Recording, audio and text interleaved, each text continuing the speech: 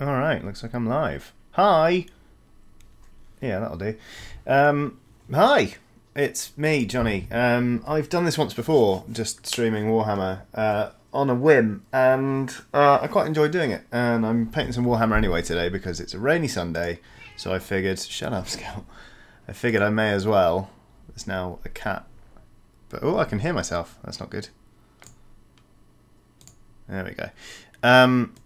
There's a cat behind me. Maybe I'll see that. Anyway, yeah, going to paint some Warhammer because I like doing it, and I would be doing it anyway, and I thought I'd just stream it because it's quite a relaxing thing for me to do. Hopefully it's relaxing for you as well. And I've got a second webcam now. So hopefully, because I paint up here, you'll be able to see what it is I'm doing. What am I doing? That's a great question. Let me introduce you to the Nighthaunt, the autofocus on this camera. I haven't got it brilliantly set up. This is one I have painted, I just need to do the base. But I have picked up a ghost army recently, and this is what I'm doing with them. Hopefully you can see. It's kind of like purplish down here and bluish up here with some nice edge highlights. And it sort of blends the colour in. So I'm doing a bunch of those. So I finished this unit, the name of which escapes me, but I've got some glaive wraiths that are sort of works in progress. I've got 1, 2, 3, 4, 5 of these, and then I've got 3 of these smaller dudes painted up to sort of a similar point. And just in case we stream forever, I've got some ones that I've not even started on. So I thought to myself, I'd just crack on with these guys, to be honest, and I'll talk you through what it is I'm doing while I'm doing it. And yeah, sort of next step. Aren't they the newly announced models and their armies? Asks Gree the writer. They are. These guys are very new. They came out a couple of months ago, I think. And I did tell myself that I wasn't going to buy any more Warhammer because I already have loads and loads and loads of stuff that's unpainted. But then I got some gift vouchers for my birthday and was like, well, I'm not going to buy the cool spooky ghosts. Anyway, so I'm going to paint these guys. The next step is I'm going to start doing weapons, and then the bone and the metal sort of gate you can see around there. Then I need to edge highlight the clothes, and then they'll sort of be done. So yeah, I figured I'd just sort of crack on. And you can follow along as you please. So I've got a base brush going. And we need some lead belcher, which is a metal paint. The weather there looks like my kind of weather. Lovely, says Matthew. It is my kind of weather today. It's just wet and it is cold, and after the fucking heat wave that I really didn't get on with, this is absolutely perfect. So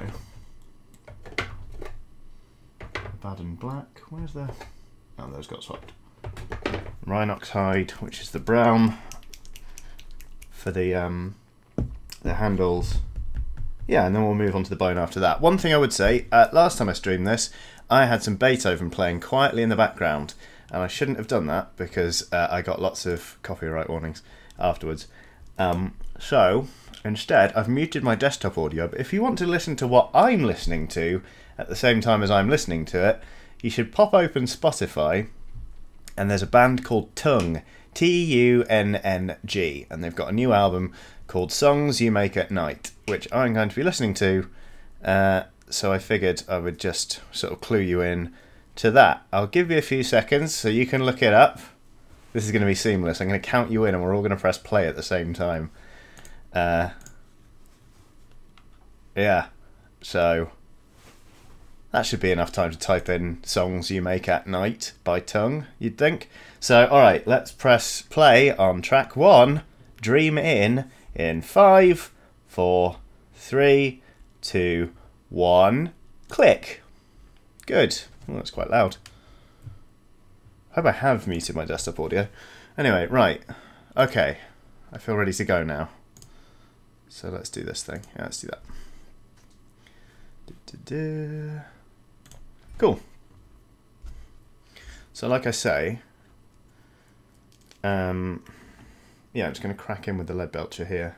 That's what I was going to do. I was going to bring up OBS so I can see what's going on. What do you think of Luke's album, speaking of music, asks Devon Mooney. That being Luke Westaway, who is one half of Outside Extra, a sister channel to Eurogamer and Outside Xbox, in case you didn't already know. I liked it. Like, it's not... to be honest, I haven't listened to the whole thing. I got to the song about a moth, which I think is only like track 3, and then I had to go do something. But it's fun, it's charming. Like, and fair play to anyone. Are you going to be able to see this? Let's just go for it, and I'll show you as I go. Hi, Mr. Tom, for the win. It's just popped into the chat. I have the utmost respect for anyone who can actually make music and record it and get it out there, because it's a massively personal thing. I play guitar and I sing, and I have done since I was about 14 years old, and I'm now 30. But I used to write music all the time when I was at uni, and I had like easily over an album's worth of songs, and I recorded them all. They sort of exist on a friend's laptop, actually, not even my laptop. I think I lost all my original versions. Anyway, I haven't written anything new, or certainly anything I'm happy with, in a very, very long time. So for Luke to get out there and write a bunch of songs for the piano, record them, and then release them, knowing that he's got a big Twitter following, that takes guts. So fair play to him. I hope they do really well. They're very typically Luke. Like, the titles are hilarious. Like one about just finding a moth in his towel after getting out the shower. It's just hilarious. Did anyone do the tongue thing, by the way? Is anyone else listening to the music?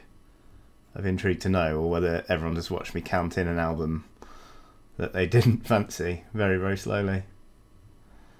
So, might need to do a second coat on this, but hopefully you can see there. Sort of metallic silver on the blade. Is there any metal around the bottom there? No, that's stone. Okay, so we'll leave that one. Go on to the next one.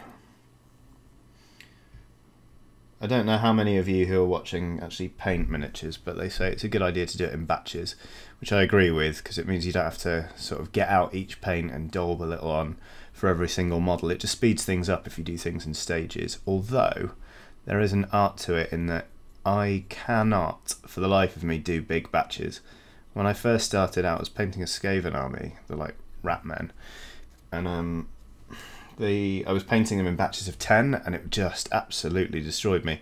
It felt like I was getting absolutely nowhere with it, and I was never progressing, because I was just painting cloaks or fur for hours and hours on end, and I sort of burnt out a bit. But then I got back to it by cutting down my batch size. I cut it right back down to 3 actually, and then I increased it to 5 again. And now I'm sort of I'm a lot more experienced now in painting than I was at that age. That age? It was only like a year and a bit ago. That time. So now I feel comfortable sort of doing larger batches. Ooh, Dazed Puppy is planning on painting a bunch of Tyranids first.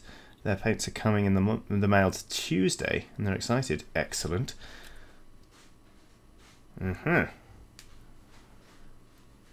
I've not played any 40k. It's very intriguing, and like Kill Team has got me going like, maybe.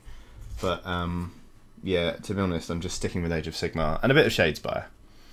So lots of people watching on iPads, so they can't listen to the same music that I'm listening to. That is totally fair. I forgive you, and so does Tongue. Because I look back, because I didn't monetize that stream or anything, I didn't get any like copyright strikes or anything, but there were a lot of auto pickup things from where I'd stopped talking and the music had been audible enough for the algorithms to pick it up. It was quite funny. Oh, Endergrim says, I got incredibly bored trying to paint the beards of 100+ dwarfs back in the day and have not have them all look the same. Oh man, that sounds rough. I can understand that. That's one of the things, the challenges I'm finding with this army actually. Well, it's not really a challenge. Like, I wanted to do something different with these ghosts and their cloaks, so that's why I've gone for this sort of like purple to blue or blue to purple gradient scheme. And I don't know, because I've only done a few models. I don't know if it's... do I need to move the camera a bit? Because my hands are better there. Okay. camera maybe. No, I'll keep with it. Anyway, I feel like they're going to come out looking very, very samey, whereas sometimes I try and get a bit more variation in my models. I don't know. It's all much of a muchness, really.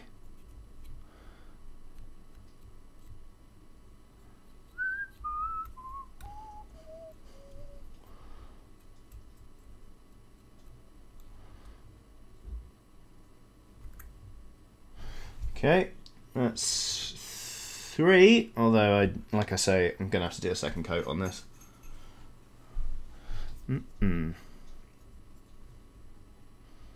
How are you spelling tongue? Is my spelling correct in the question, says Michael Patterson. Yes. Yes, it is. They're a great band. They're from Sheffield. And their genre, I believe... Oh. That's a pigeon. So you know. I'll tell you about the pigeons in a minute. I think they're about to have a fight, to be honest. But yeah, they're from Sheffield, and their genre is folktronica, so like folk music with a good smattering of electronica. They've been going for years and years and years, and I love them very much. They're very important to me and my wife, actually. We had some tongue playing the day we got married as we signed the wedding register. Anyway, the pigeons, you might be able to see behind my head. Oh good, they're starting.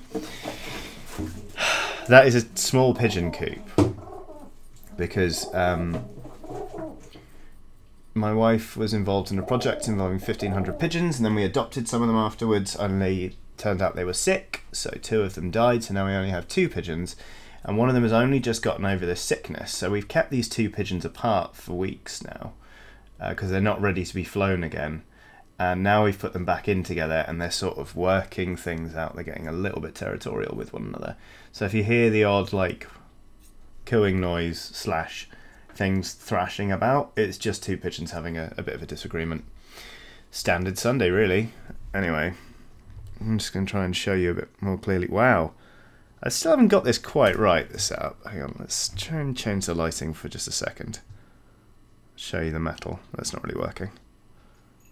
Anyway, that's what I'm doing, painting blades. When I move to a different colour, specifically the brown, then it'll be clearer on the stream what it is I'm doing.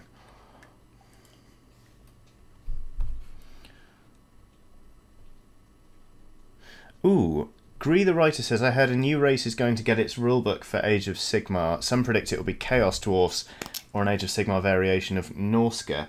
I've heard it's Chaos Beasts. Like Chaos Beastmen, I think? There's supposedly been a leak from White Dwarf magazine. I haven't seen it myself, but that's what I've heard. PvP, the P being pigeon, says Adam. That's very good. Okay.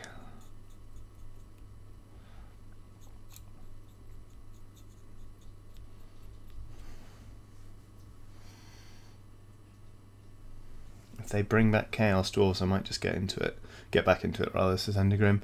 But then you'd be back to painting beards. As a little side project in Age of Sigmar, I've got some Fire Slayers on the go. Fire Slayers, excuse me, for those who don't know, are like shirtless dwarves with big mohawks and beards who are just like axey, hitty warriors. And I picked up some of those to ally into an army I have for the Caradron Overlords, who are dwarves who live in the sky, and they're like steampunk dwarves with airships. And they're just useful. Like Fire Slayers are good for just absorbing or tying up enemy units while I get my shooting line in order. But I've been painting them for a while, or thinking about painting them for a while, because I'm not sure how to do their hair and beards. To fit in with the colour scheme of the other army, shut up pigeons, I want to do them with like a colour scheme so it looks like they got blonde hair that they dyed purple. And I've done experiments to try and get that working, and they've not gone especially well. Anyway, so this is a chain rasp. He's a little bit different, as you can see. Well, there you go. There you can see the gradient. He's a skeleton with a sword in his hand, and also some chains. So I might switch to a smaller brush, to be honest, in order to base those. Let's get the sword first. Hopefully you can see this. Come on, autofocus. Maybe I should have set the focal length on this or something. Anyway. Okay. Yeah, you know what? I might just swap brushes. Oh shit! I forgot to get kitchen towel. Dry off my brush. Huh. I won't pause the music if anyone is listening along, but I need to go get some kitchen towel. So I will be right back. Hopefully it won't take me very long, but if anyone new pops into the chat, let them know that's where I've gone. In a sec. Oh, it is Beastmen, says John B. Good news. One sec.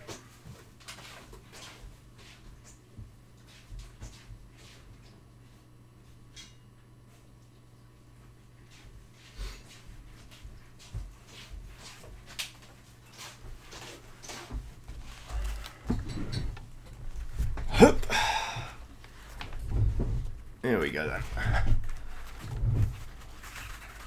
Ooh!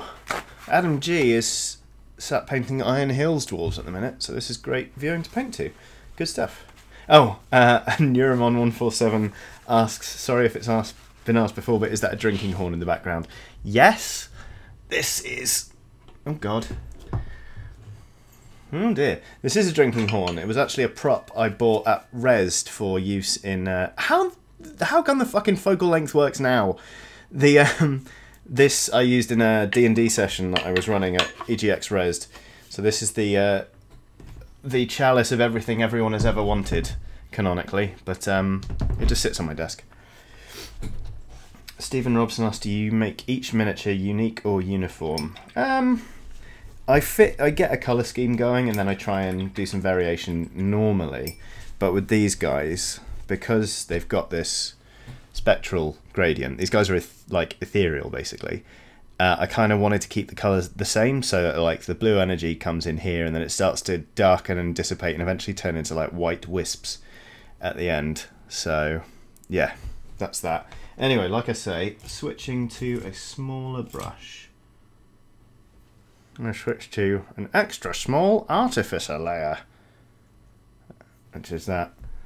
It's a slight pain in the arse that my camera is set up this way and my hands are up, because as you can see the autofocus isn't doing a great job of dealing with it. I could paint with my hands down here and sort of bend over it, but I really don't like doing that because it gives me a sore neck, and I just prefer to hold it up here and yeah. As fun as sort of streaming this stuff is, it's a concession I don't really want to make, because having a neck that doesn't hurt is a luxury. Okay, here we go.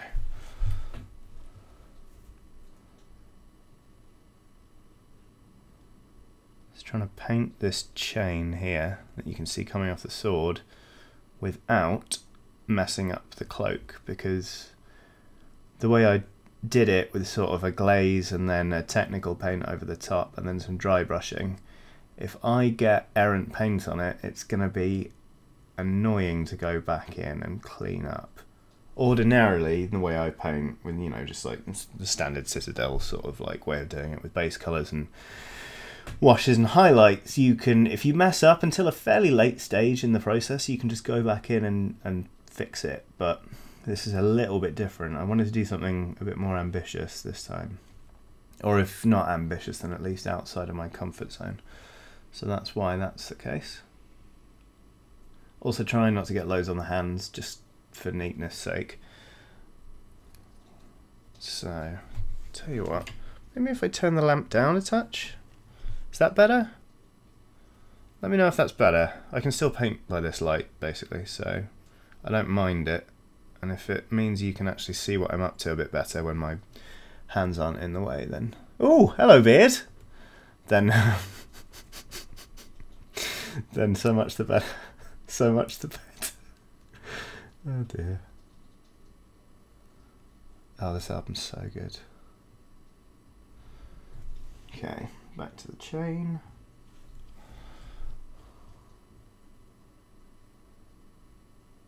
Still hear you saying you won't ever paint the chain.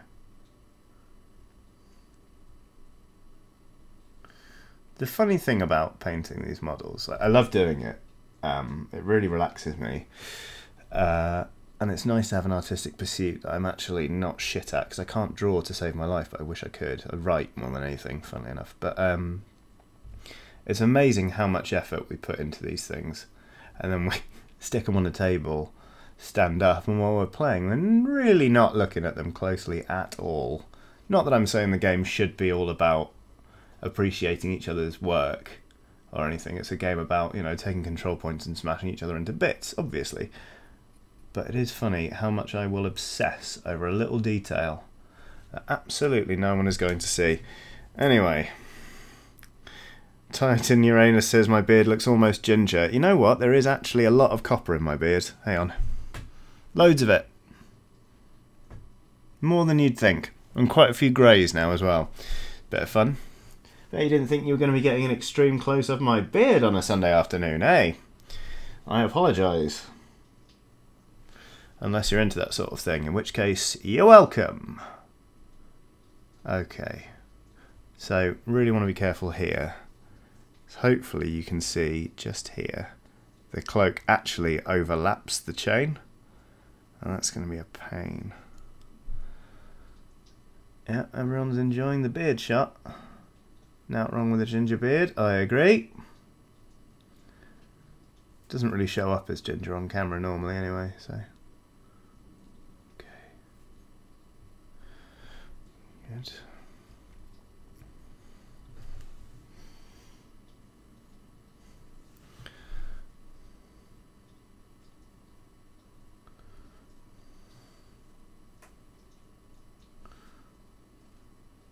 There we go.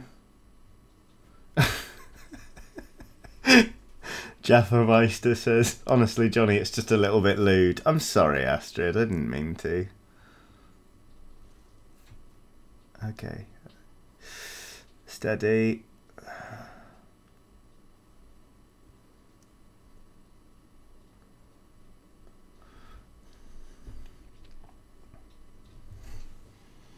People now discussing who's got the ginger beard. Is it Ian or me? Ian's is more obviously ginger, but I've secretly got loads of copper in mine anyway.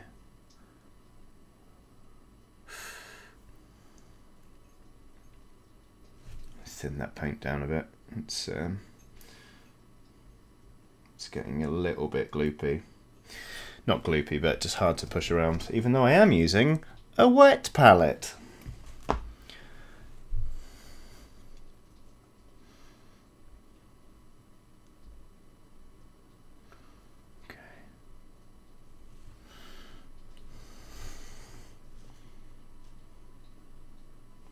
I did not know that, Astrid. Is this lighting making any difference?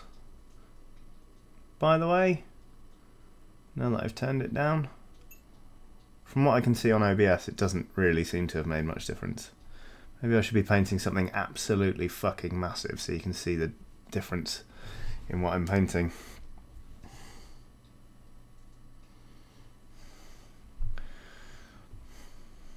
Dazed Puppy is asking how everyone's day has been so far. That's a good question.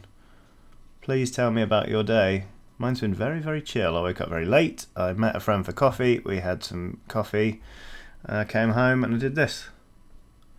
And I bought some smoked cheese on my way home. Bit of fun. That's a banging bank holiday Sunday, isn't it? Loads of people are out at Reading and Leeds this weekend and Notting Hill Carnival, getting absolutely blitzed. And here we are, painting tiny plastic skeletons. Perfect.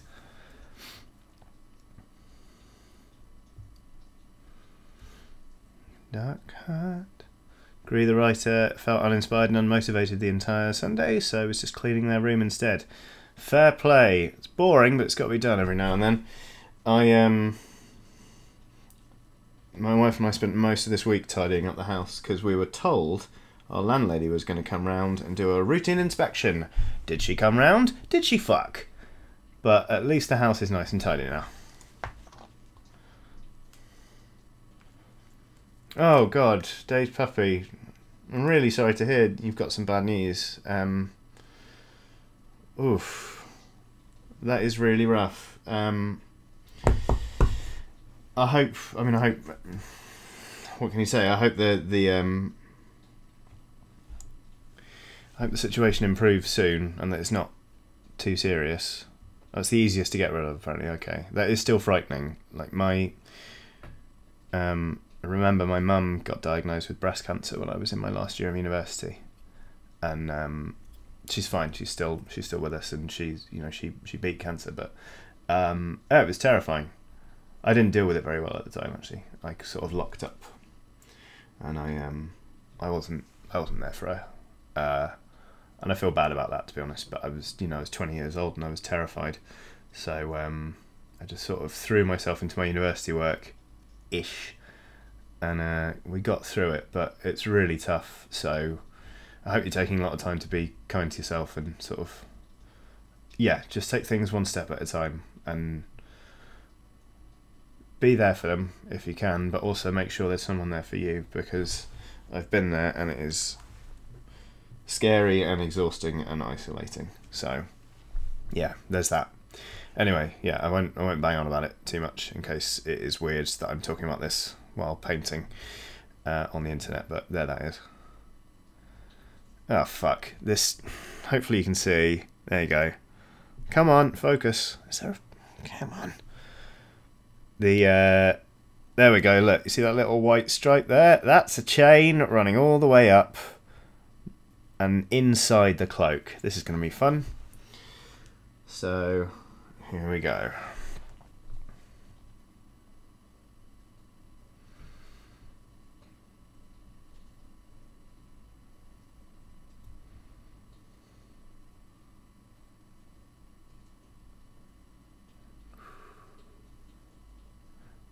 Sorry for the radio silence. This is just a bit of a tricky section. There we go. That's not too bad. I'm sort of pleased by the camera setup, but it's not perfect. More light help or less light? To be honest, I think as it gets darker. Oh, that's the thing I can do. Here we go. I've got a blind. If I pull that down. One sec. Whoop. There we go. If I do that, hopefully there'll be less noise for the camera to fight against, and we'll be able to see things more clearly. It's quite blown out, isn't it? Let's see. That's a touch better. Yeah, okay. No, that's too dark for me to paint in. Sorry. Let's go back to that. I'll stop faffing with the lighting situation to get on with it soon. The last time I did this, I just had one webcam pointing at my face, and now I've got a second one. I kind of want to get it right. But you know, experimentation is good.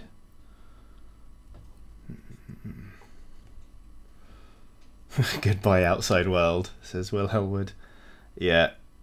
To be fair, there is another window there, so I can still see out into the garden, which is nice.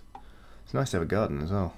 Although the dog will not go out and pee in it today. She has not peed in an annoyingly long time. But every time just before this stream started, actually, I took her out into the garden and we stood there in the rain with like this weird stalemate, just trying to convince her to fucking get on with it and have a piss. But she didn't, so...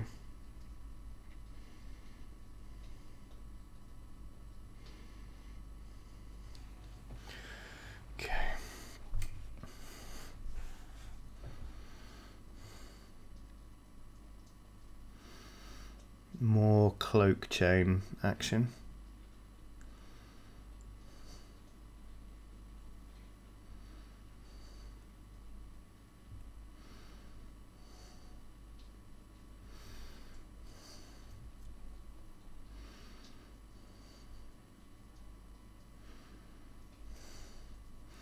Quite a few people now discussing my garden now it's gone. I'm really sorry I just took that out of the shot. To be honest, it was mostly looking into the neighbour's garden in a vaguely voyeuristic way. Not sure how they'd feel if they knew I was live streaming their garden, but... Sorry, more beard. How has Watson been lately, Johnny? Asks Jaffermeister. Yeah, she's good. She's not been walked as much as I'd like recently because the heat wave was just too much for her, and now it's pissing down. But she's a little bit bored today, but she's otherwise fine. Just refusing to have a wee. Yeah, she's a delight. She continues to be. And I don't know, because she's still quite young. She'll be 2 in November. I still feel like every now and then we turn a corner and she surprises me with being just a really good, well-behaved dog. Like, because we've got 2 cats, ordinarily we would have to carry her through the kitchen in order to get into our back garden, because that's where the only access point is, and that's where we feed the cats, and that's also where they have a litter tray. And long story short, Watson will eat cat shit given the chance, because she's horrible. But these days we can just walk her through and she knows not to touch either. So she'll look at a cat bowl, but if you just so much as go, then she leaves it and goes into the garden. So it's little breakthroughs that even now I'm sort of surprised and amazed by. I kind of, every now and then I got a lovely reminder that she's still growing and we're still forming a bond. And it just, yeah, makes me really, really happy. This is coming on all right. How am I going to shade this without getting it on the cloak? Carefully is the answer, probably.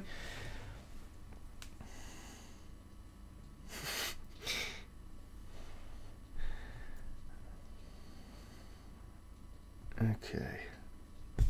So, again, come on, focus. Wonder if I can just set the focal length. Yeah, I'll stop sort of faffing. Hopefully it's not completely unwatchable anyway.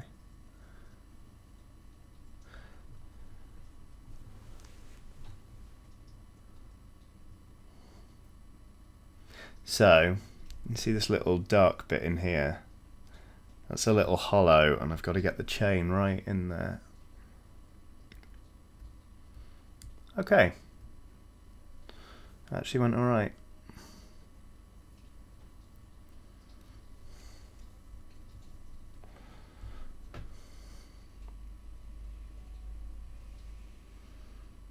Here we go. Good. Good.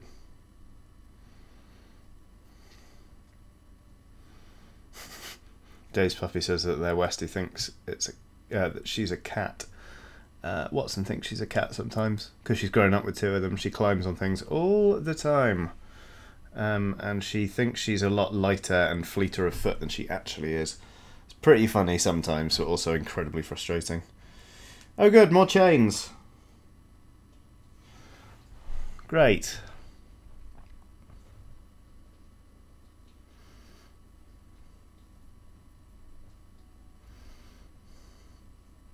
Oh, that's a bit thick. Just thin my paint a bit more.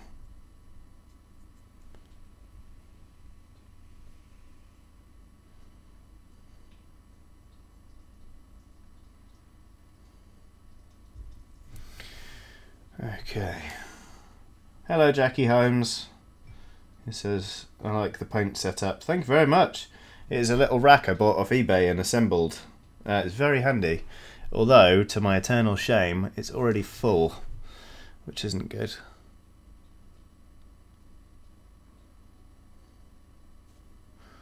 I've acquired too many paints. There we go.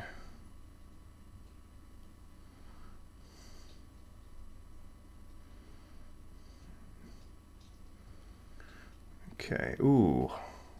Wow, it's pure luck I didn't just get some paint on a little bit of cloak there. Jaffermeister has caved and ordered pizza and says, yes, it's got pineapple on it, don't at me. You deserve to be atted. Pineapple's fucking disgusting on pizza. It's horrible. The devil's fruit.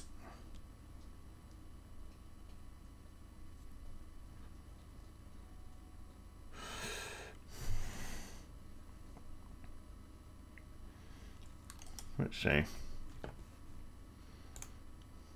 54 of you watching. Hello. Thank you for tuning in. It's probably a bit surreal to watch a man occasionally poke his beard into shot while painting a tiny plastic ghost covered in chains, but I'm glad you're here anyway. You know, there are some days you just have to say to yourself, you know what? I'm not going to be unrealistic. I'm not going to set myself any weird goals for the day. I'm just going to paint a little plastic skeleton covered in chains. And that's okay, you know? Sometimes you just need to paint a little plastic skeleton covered in chains.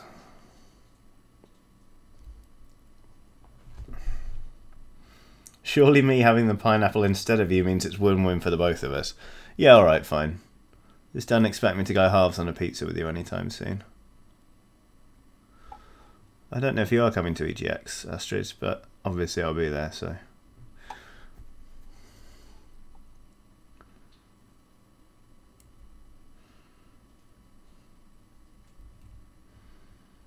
It's going to be lit when the painting is finished and the ghost comes to life. That's what happens, right? Says Mr. Tom.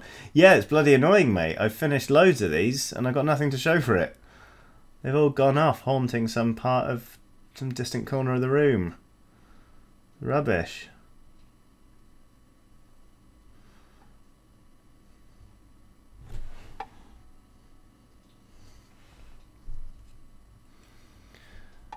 Hillwolf has just turned up, I think. Hello, Hillwolf.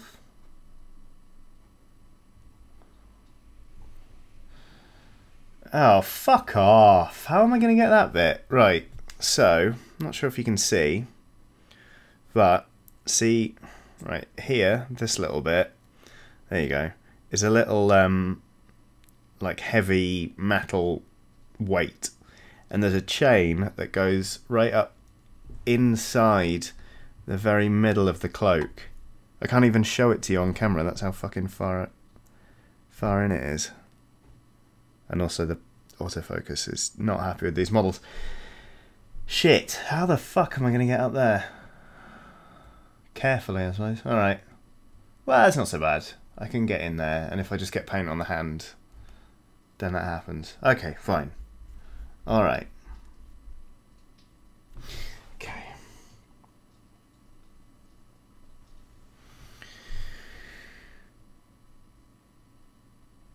Use a toothpick. I'm not sure I'd trust myself to use a toothpick. That's working. That's okay. How do you control the paint with a toothpick, though? Like, it's got no bristles. It's just a pokey. Like, I know of people using toothpicks to apply glue and stuff like that, but that feels like it would be hard to get an even coat. Toothpick with paint on the end, says Jackie. Interesting. Not going to try it, but that's an interesting idea.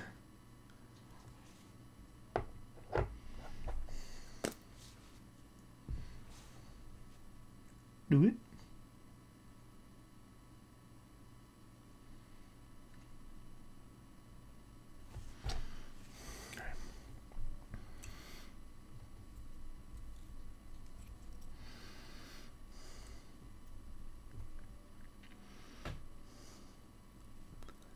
Motherfucker. Just did it.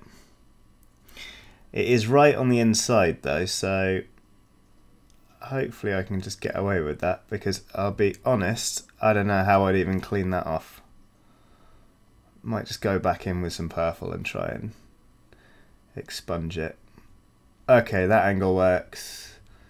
There goes the chain. Just need to get the other side of it in here, in these gaps. It's a problem with these fantastic new models. Like, they're lovely and dynamic, but some bits are a pig to get paint on.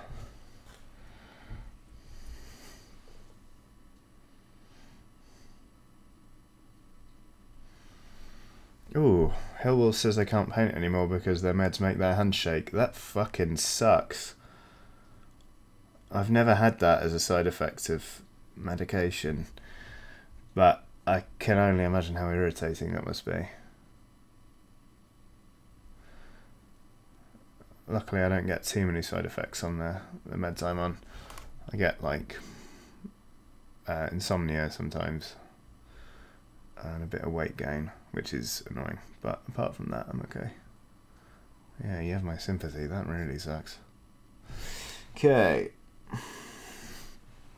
I'll do this last little weight, and then we'll go back and do a very quick second coat on the blades of those Glaive Wraith weapons, and then we'll be on to wood. Exciting wood. To be honest, at some point I might take a break from doing the little details on these guys and just show you how I slap down some of that purple and blue, because it's quite fun. And it'll probably show up better on the stream. Oh mate, Gree the Writer, I got insomnia sometimes too, although my main problem today are the night terrors that I have sometimes daily. I haven't had night terrors in a couple of months now, but I used to get them all the time. Sleep paralysis is absolutely horrible. I've had it since I was about... I had it as a very young child, and then I didn't get it again until 16, and it's just been like once a week since then. For those of you who maybe haven't had sleep paralysis, it's, you know, you'll either have a dream where you're trying to move and you can't because your brain has actually released chemicals to stop you from thrashing about in your sleep and acting out your dreams, or your eyes will be like open and you'll be asleep, but you will be sensing things in the world around you. So the way I get it is I can't move. I'm looking around a room, and I fully believe that I am awake and that everything is real, and then I hallucinate things. So one time a pile of clothes next to my bed became a pile of corpses, and there was a man standing over me saying that I was next to be executed. One time I was looking at a door and it exploded inwards as this monster smashed its way through. One time the quilt was trying to smother me, and I woke up screaming, and then screamed again as the thing was still there and it had come through from my dream because it was a quilt. It's really not fun, is the old sleep paralysis. I've even had really innocuous ones. There was one time I woke up and a little dragonfly just flew across the room and landed on my chest and started cleaning its wings. And that's all it did. And then it flew off and landed behind the alarm clock. But I was so convinced I was going to die. Like, for some reason, this bug just meant that I was just seconds away from death, and it was the absolute certainty that this was the end that made it so bloody horrible. And I woke up and I was shaking for about half an hour. It's shit. Excuse me, I'm going to reply to a message.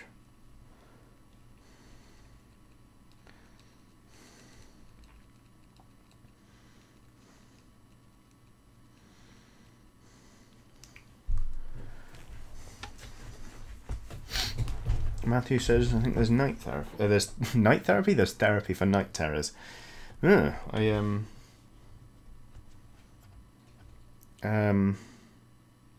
know that. I mean, to be honest, I kind of got used to them, so it's not that I didn't mind them, but I just never thought about fixing them, to be honest.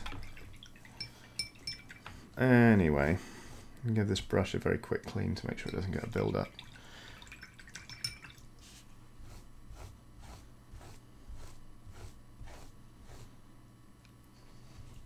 Okay, so I'm going to go back to these guys, because you can see here, like, the light's not even really catching on this metallic paint. It's super dull, so I'm going to give it a second coat, and it should make the colour pop a bit better.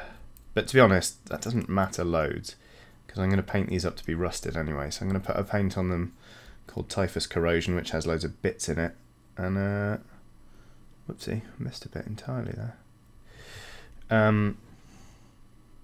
Yeah, so I'm gonna make these rusted anyway, but it's nice to do a second coat just in case, so the colour kind of comes through underneath. Might swap back to that bigger brush, to be honest.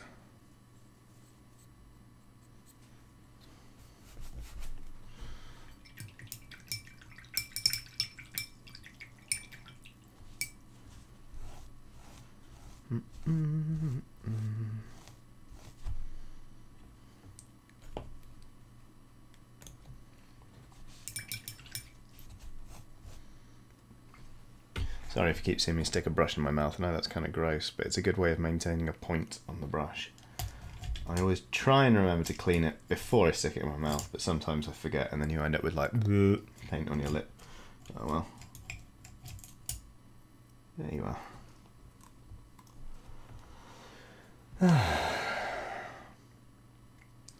So are these for a Vampire Count's army? Asked Titan Uranus. No, they are for a Nighthaunt army. Because Nighthaunt has its own battle tome now. They launched an expansion called Soul Wars, which was a boxed thing where you got about 900 points of Nighthaunt and about 1200 points of Stormcast Eternals. So I got that, and I also picked up a Start Collecting Malignants box because there were some units, Spirit Hosts in that I wanted, alongside some Hex Wraiths.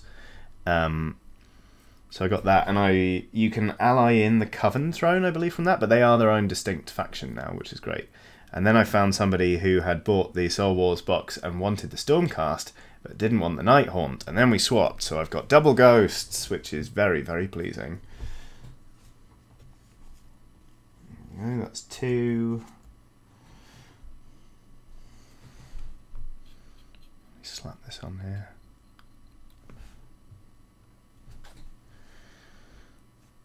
Endergrim used to go to school with multicoloured lips from sticking a brush in their mouth. I'm glad it's not just me. Well, obviously loads of people do it, but still, it's nice to know you're not completely alone.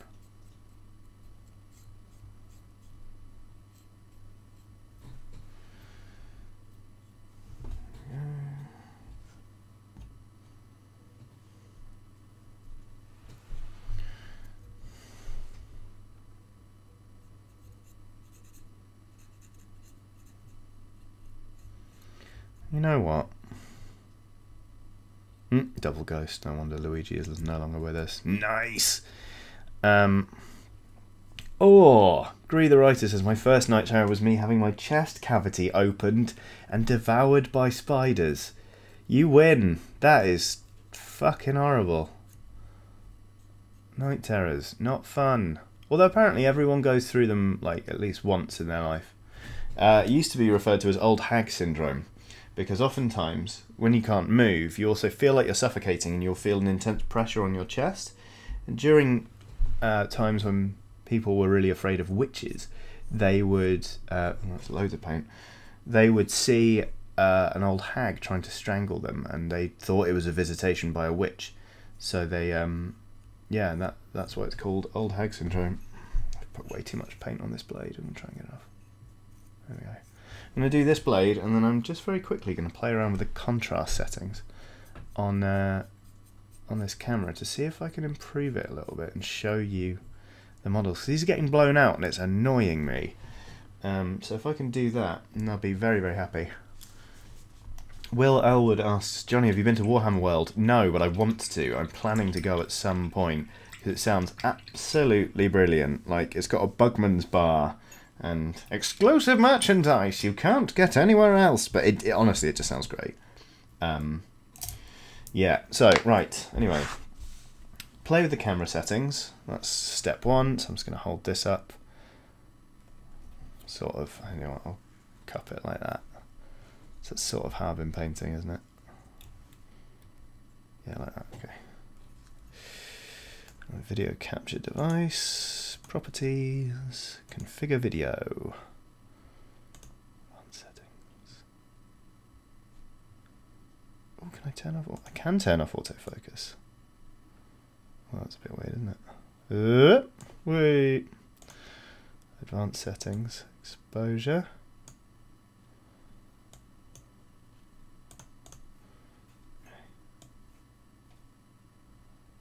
Here we go. Yeah.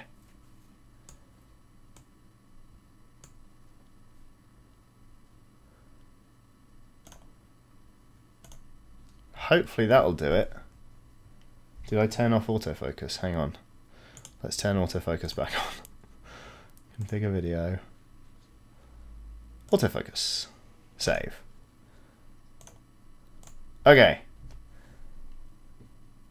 There we go. You can sort of see what's happening now. Sort of. Still not perfect. Okay. Good, good, good. So that's step 1. Step 2, I'm going to change the album I'm listening to because I've finished listening to it. Let's have some Frightened Rabbit. If anyone wants to join me, I'm going to be listening to the album Painting of a Panic Attack.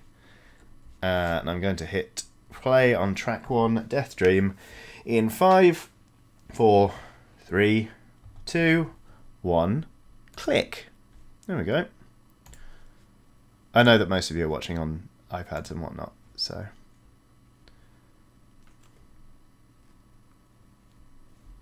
Mate, just put manual focus. I don't know, because I'm moving my hands around a lot. Anyway, last thing I'm going to do... So I'm going to put my glasses on for a sec, because I'm not actually painting. And I can't see the screen properly. There we go. Good. Because the next step is, I'm going to have a glass of wine. Because sod it, it's a bank holiday weekend. And it is 20 past 6. You know what? Since we're having a little break from painting... Way, Astra's listening along. I love this album. It's great. Since we're having a little break, I'm going to feed the dog, which means I can also show you the dog. As if you haven't seen my dog already. I've been really reluctant to invest into Age of Sigmar since I'm a huge Old World fan. Is Age of Sigmar really good these days? So, Age of Sigmar has just been... they've just re-released like a new General's Handbook and a new core book. So all the rules are very different. Well, not very different, but they've made some improvements to the game. And it is a much, much better... much better system. I really enjoy it. I've not played 40k, so I don't have anything to compare it to, but I think it's a cracking game. And I know that the club I play in, there's a lot of interest all of a sudden. A lot of people who weren't playing Sigmar before are now getting into it. So I think it's pretty good. So... Oh, Jackie Holmes asked for a noob. What's a bank holiday? A bank holiday is basically like you just get a day off. Why are bank holidays bank holidays? I don't really know, but we get a few of them every year where it's just a day off work. And there's one in August. There's one in like May. There's a couple around Easter. So yeah, that's sort of that. Anyway, cheers. There we go. We call them a bank holiday because the banks used to be closed. So yeah. Anyway, right. I'm gonna feed the dog, which means I can show you the dog. I won't pause the music, but yeah. Yum num num.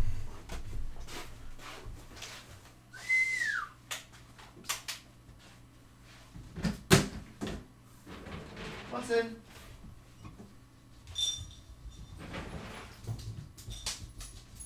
Who's this? Where is it? Come here. Come here. Me, silly dog. Oi!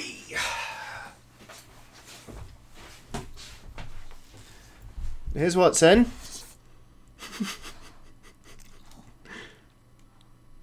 Good girl.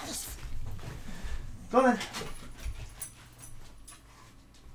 Good dog.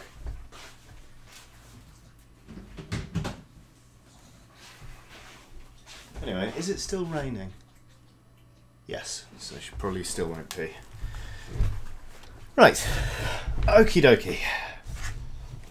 So, those are the blades. Glasses off again. The reason I take my glasses off, I saw somebody asked, is I'm short-sighted. So, if I keep my glasses on, these are actually smaller, and it gives me a headache to try and paint them, and my eyes go blurry, and it's just not good for anyone. Aw, everyone's enjoying seeing Watson. Good, because she's amazing. Right, so back to the glaive race. That fucking autofocus, eh? Maybe I can just set the focal length. But the thing is, that's not in focus, so... What is a good focal length? I'm obsessing about this too much, I'm just going to crack on. Okay, so... What about the cats, asks Sminkly. They're around, but if I try and pick them up and carry them in, it will go less well than it did with Watson, because Watson has a sweet temperament, and the cats, they're pretty sweet, but they can be curmudgeonly, so let's leave that one out. Do you prefer red or white wine? Red. Always, always red. Oh, but Stephen's got some white in the fridge for tonight, despite preferring red. Sometimes I'll drink white, but it's autumnal now. It's my time. So it's the time of big reds and thick jumpers. Here we go. And for a minute I was floating dead.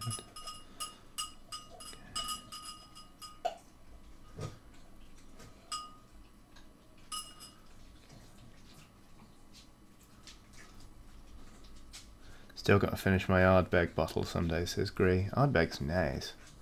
I've been drinking Ardmore recently. That's a nice whiskey. It's like a really surprisingly inexpensive single malt. It's like 18 quid a bottle, which for a single malt is good. And it is very, very smoky, ever so slightly peaty, which is nice.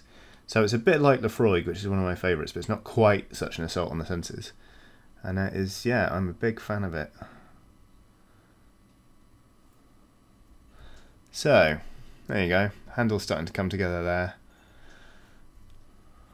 And again, I'm having to be very careful around the cloak and the hands, but it'll all be worth it in the end, I'm sure.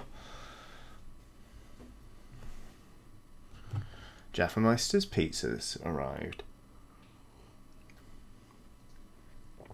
Get in. I've never gotten on with wine. Is it one of those acquired tastes? I guess. I don't know. When did I first start actually liking red wine? When I was about 16, I guess. But I really like bold flavours. Like, it's why I like Lefroy. It's a really punchy whiskey. Tastes like, you know when they're resurfacing a road and they've got those like big hoppers that they feed bricks of tarmac into and it renders them down, and then they pour them on the pavement and smash them in. That's what Lefroy tastes like the first time. So I really like, I'm drinking a Rioja right now, so I just like big reds. So yeah, that's how I got into wine. But to be honest, you know, if you're good with beer and or spirits, then it's not something you need to aspire to get into, really. Although wine tastings are fun. There's one time on a stag do I went on like a wine tasting, and they gave us a class on how to taste wine, and then they released us in this room of people who were willing to give us little bits of wine, and we had tokens, and obviously nobody was spitting the wine out, so we ended up getting a bit tipsy, which is, you know, all good and well on a stag do. But also, we were, by the end of it, we were, probably because we've been drinking, wandering around just being like, I really like this red wine because it's got these bold notes and it's got a refined palate and all that kind of stuff. But it was fun to learn a bit about, if not actually a bit about wine, how to think about wine, I guess, or how to articulate what wine is like. Because normally, you know, like say in a restaurant when they bring you the bottle and they get you to try it and make sure it's not spoiled or anything, like, I never know what to do with that. I'm just like, yeah, that's wine, all right. We'll drink that. So, I don't know. Anyway.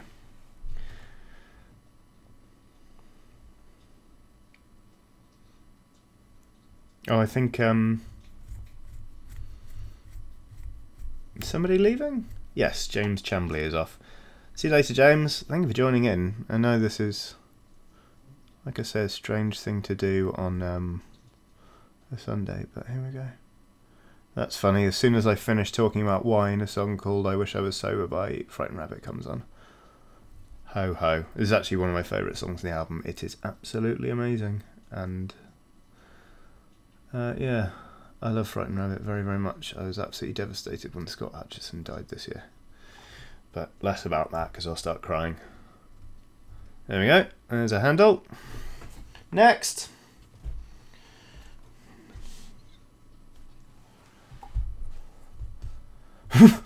Endergrim says, my granddad once went along on a wine tasting and drank all of the leftover samples, which worked out at about 4 bottles worth. Holy shit. That is some impressive work. What is that? There's a hair on this model that clearly was there when I base sprayed it. Is it cat hair? Is it not? Who can say? But it's staying apparently. There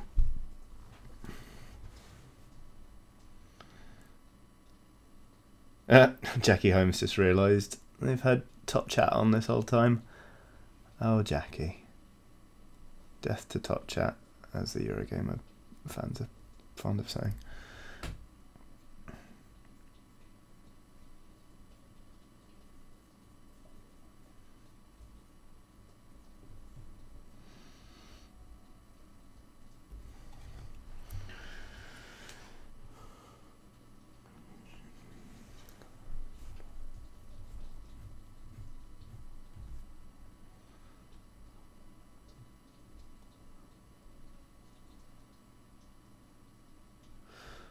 Okie dokie.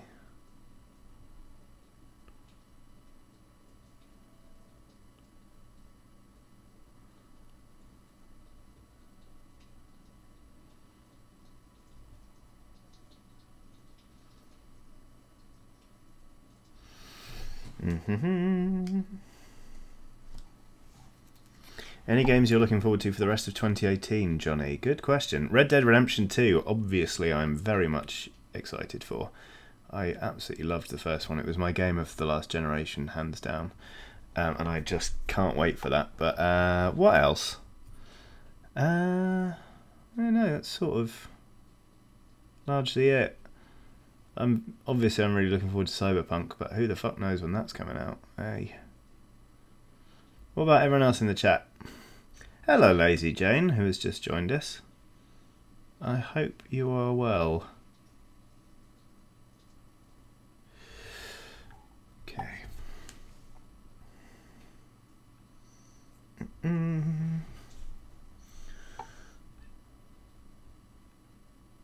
My Shadow of the Tomb Raider and Doom Eternal. Doom Eternal looks brilliant. I mean, you know, it's more of the same, but with some refinements. And that grappling hook looks brilliant. I'm not excited about Shadow of the Tomb Raider. I don't like Tomb Raider, to be honest. I've never liked the originals. I didn't really get on with the reboot, and this just seems like more of the same. So, like, great for everyone that likes it, but it's just not for me, I don't think. Yeah.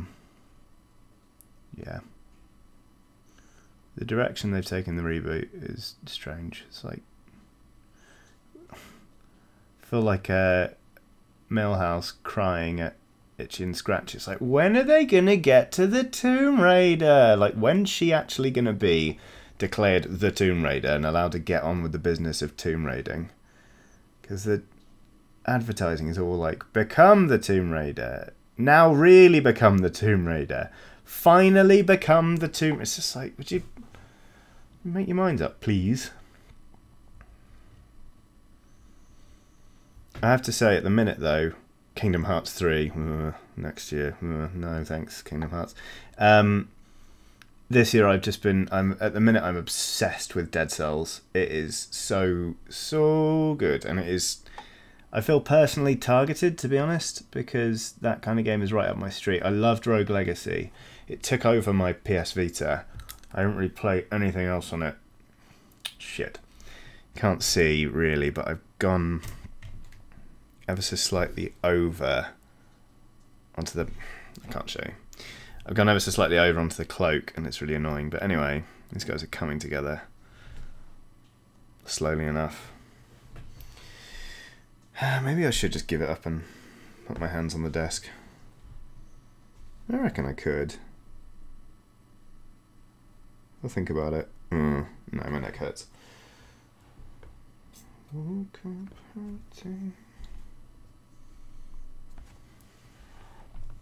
Life is Strange 2. How could I forget Life is Strange 2? I cannot wait for that game. I watched the gameplay reveal and obviously the trailer, and Aoife and Ian were out at Gamescom this week just gone, and the internet was really shit in their hotel, so they were struggling, so I ended up editing together Aoife's this feature on Life is Strange 2, and before then I was kind of like, ooh, can I get away without watching anything, so I go in completely cold. But now I have seen it, I'm so excited. Like, that game is not what I expected, and if you'd asked me beforehand without me actually seeing it, I would have said it's not what I really wanted. Like, Aoife and I did a video, it was when we played Captain Spirit, talking about what we thought, you know, what we wanted from Life is Strange 2 and what we thought of it. And to us, Life is Strange 2 is about teenage girls. So the idea of moving to like a male protagonist was like, well, fine, okay. I'm actually really excited about it now, and you know, I like the fact they're still going after weighty themes like, you know, tensions between minorities and the police and stuff like that. And yeah, I think it's going to be really special. So cannot wait. Gonna do some crying. What's the chat saying now? BF5 is coming this year. Oh, what does Johnny think about Shadows over Borgenhafen? I have lapsed in my playing of Vermintide 2. I really meant to carry on with it, especially since I had a real breakthrough with Bardin, who was normally my second. I used to main as Carillion the Elf in Vermintide. But I haven't played Vermintide 2 in quite a long time now. I keep meaning to pick it back up, but it's been a hectic year, basically. So I haven't even thought about the DLC, to be honest. But I like Vermintide a lot, and I like Fat Shark, so hopefully I'll pick it up at some point and sort of get back into it.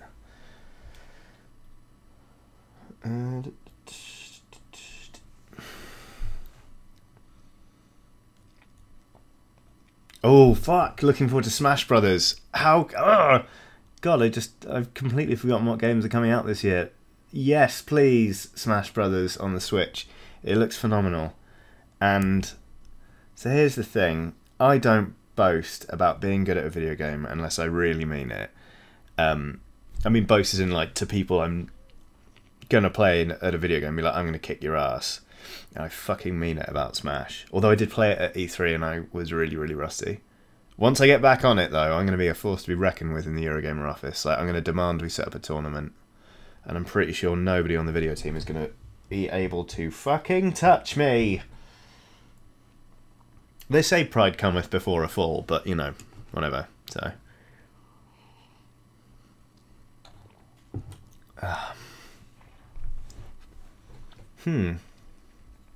Ben Borthwick says he's in two minds whether to get Life is Strange 2 straight away on release or wait until it's all out and just do it in one sitting because there's loads coming out at the same time.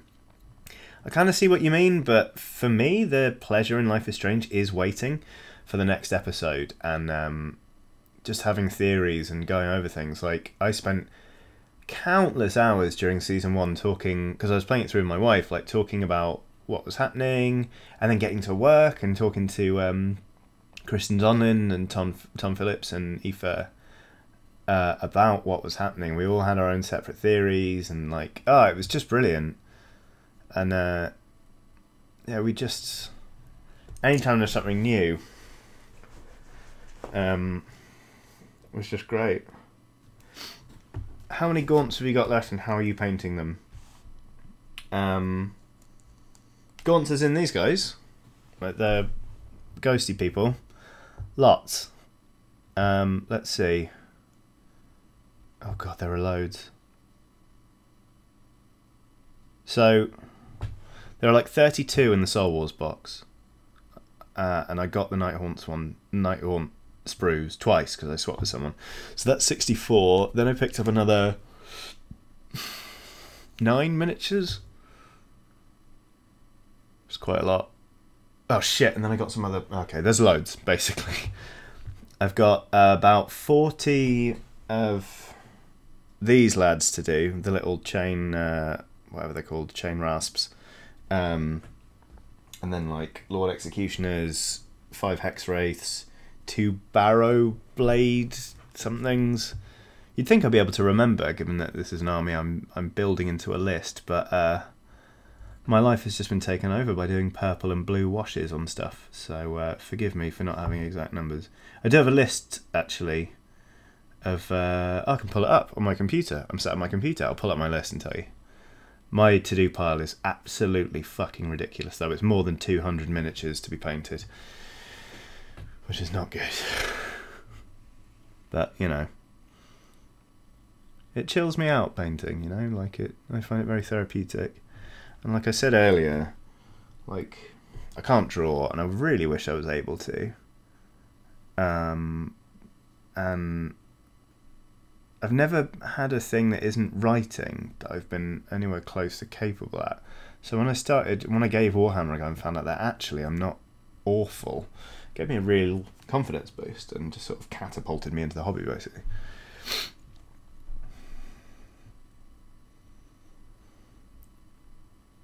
Are you going to paint a Durgaron miniature? I haven't thought about that, actually. It's not a bad idea. Although with D&D, I don't play with miniatures. I prefer just Theatre of the Mind. There's less work, and also I think Theatre of the Mind, it allows you to play fast and loose with the rules a little bit, which sometimes you need to be able to do. And I feel like having miniatures and hexes and stuff like that, it just encourages the rules lawyers amongst the community, rather, which is difficult.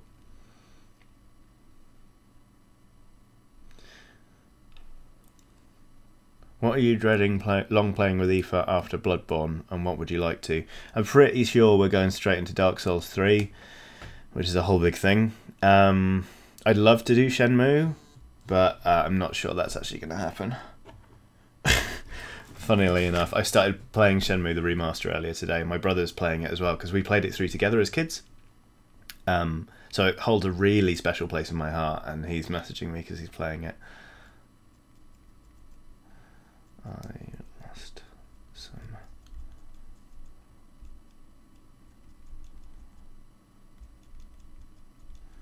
Sorry. Ding. Adam G says, do you use Citadel paints or other ranges? Also, I've always said that any miniature painter who doesn't have a to-do list is doing something wrong. I use Citadel paints. The only reason for that is I taught myself to paint by watching Warhammer TV tutorials. And because they mention paint specifically, it's very clever. A, they're very well produced videos, and B, like, you know, it just encourages you to stick with their paint system. But for simplicity, I just started buying Citadel paints, and then I've just kept doing that, really. So, yeah, I use theirs, not out of any particular, like, idea that they're superior, just that it's what I go with. Although I've started mixing my own paints a bit between Citadel things to get the right colour and stuff. Like, for example, you can make Bugman's Glow. This will be boring. You can make Bugman's Glow by mixing equal parts rat skin flesh and Kislev flesh, and then adding in a little bit of Screamer Pink. Because I didn't have Bugman's Glow when I was painting a Vermin Lord Corruptor, which I'll show you in a second, actually, because it's done, and that was the thing I was painting when I last streamed. And it worked a treat. 1, 2,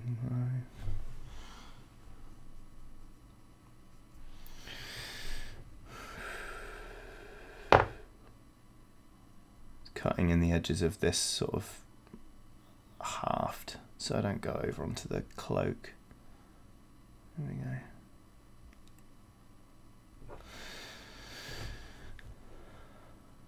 Jim Sterling got some pushback for his latest Shenmue vid. I didn't see that.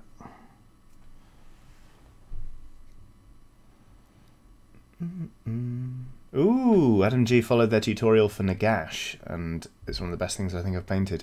Nagash is a brilliant model, the new one.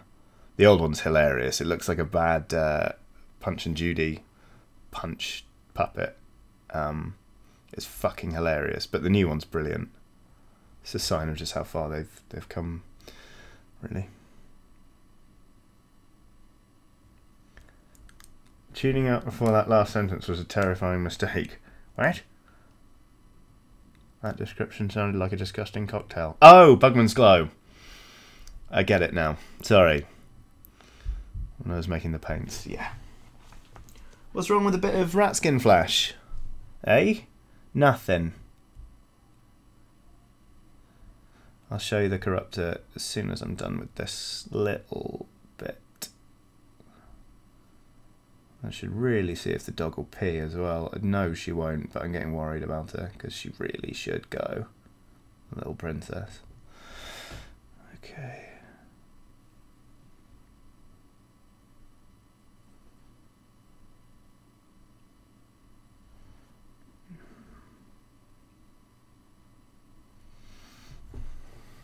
Ta-da.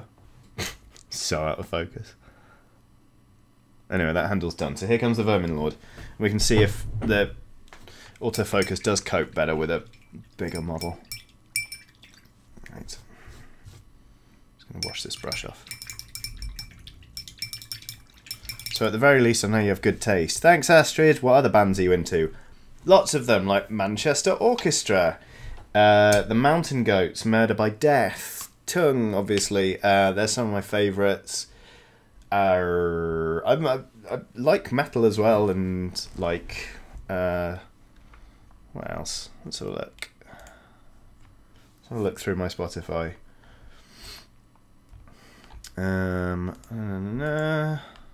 Yeah, I grew up listening to, like, you know, Alexis on Fire, the Smashing Pumpkins, Alkaline Trio. I really like Hot Water music. The Antlers are a big one for me. I fucking love them.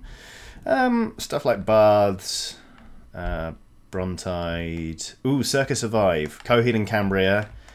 Yeah, lots of things. I sort of ping around a bit, but I also love, oh man, Ghost. They're so good. Folksy stuff as well. Like, I really like I mean, from Frightened Rabbit, I also like Merceau and Withered Hand, and basically sad Scottish folk. I love that kind of thing.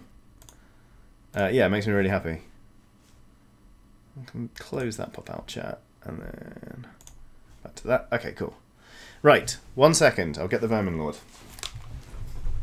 Where is it? There it is. Okay.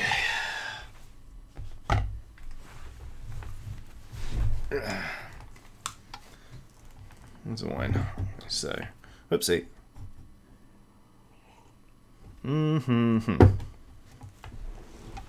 Oh shit!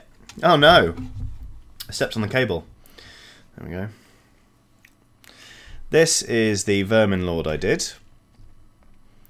And yeah, again, the focus is completely bobbins. But, ooh, not Bugman's Glow, but good enough. I did a skull base, which I haven't filled in with black actually, but each one of those is a skull I glued down individually. So yeah, now that it's decided to actually focus on that, that is it.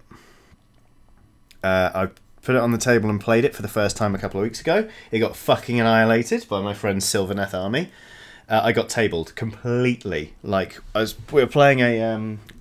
I'll put that back in a sec. We were playing a control point game, as, you know, often is the case in Sigmar, and I lost 19 points to 9, and by the end of the third round, I didn't have a single model left on the table. So yeah, that wasn't my best. Anyway, hang on. How long did those skulls take? Gluing them down took a couple of hours, I think. But I'll tell you what. While we're at it, may as well show you the Skylad ship as well. So I also collect Kharadron Overlords, and this is one of their ships. It is okay. So see this propeller, the one on the other side is snapped off and I've not glued it back on yet. But yeah, this is an Archanaut frigate. It is great fun. It's got turrets and engines, and I jokingly call these guys the Skylads, so that actually says Skylad in runes. Yeah, I'm really pleased with this one actually. I love these guys. So yeah, and it's got like a weird like figurehead. They're just really fun. Just some bad rolls, or did you get ganged up on, asks Undergrim. I will tell you about my fucking awful Skaven list in just a second. So, when I started collecting Warhammer, I knew I wanted to collect Skaven. I did not look at the rules for Age of Sigmar, and I did not realise that the Skaven are separated into clans, and you can't just have a mishmash of Skaven. You've got to pick a clan and go for it, otherwise you won't be able to take faction abilities. It's just like a chaos army. So I've got a mash of like Clan Pestilence, Scryer, Verminous, Moulder, and Master Clan. So it's a lot of rats, but I don't have many hero units, and my clan rats do a good job of tying up like my friend's dryads, but then I just get annihilated by his more powerful units. Like, I can tie him up and take objectives with my superior numbers, but his units are so much more powerful and they deal out so much more damage, he just chews through me. I've never won with the Skaven army. Like, I've played that army 4 or 5 times, I think. I forced a draw once, but I've never beaten the Sylvaneth army with it. I did it with the Kharadron Overlords because I just shot the shit out of everything. But anyway, that's that. So, where were we? We were painting wood. I missed a bit. Good. Let's paint more wood. So yeah, those are the big ones. Flaming Gear says that's a pretty model, but isn't the one thing like 80 quid? Wasn't 80 quid. I mean, Warhammer is expensive, don't get me wrong. Like, I've put an embarrassing amount of money into it. And I'll explain my rationale behind it in just a moment. But I don't buy direct from Games Workshop. I buy from other websites that generally are about 25-30% off. So it wasn't eye-wateringly expensive. But so here's the thing, because I collect board games. I've got a lot of those. And I play a collectible card game called Doomtown, which has cost me a fair amount of money over the years. But if you go to the cinema, which I never really bother to do, you can sometimes pay, in London anyway, like between a tenner and 15 quid to see a film, which is a couple of hours. So I kind of take that, and if I'm willing to do that, I'm willing to take that rationale and extrapolate it. So if I pay 45 quid for a board game, then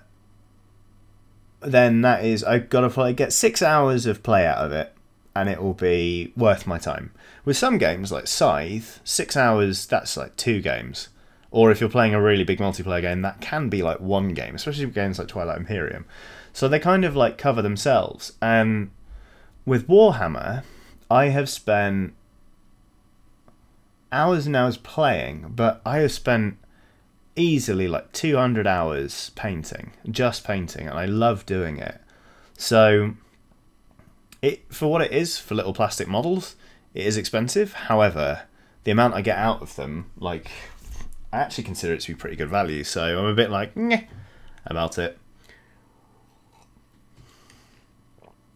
Right. So I tidied that bit up.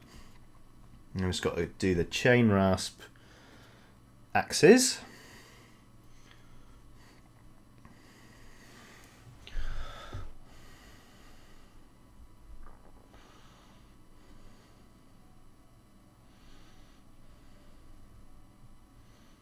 Provided you actually play the board games you buy, says Titan Uranus. Fair enough.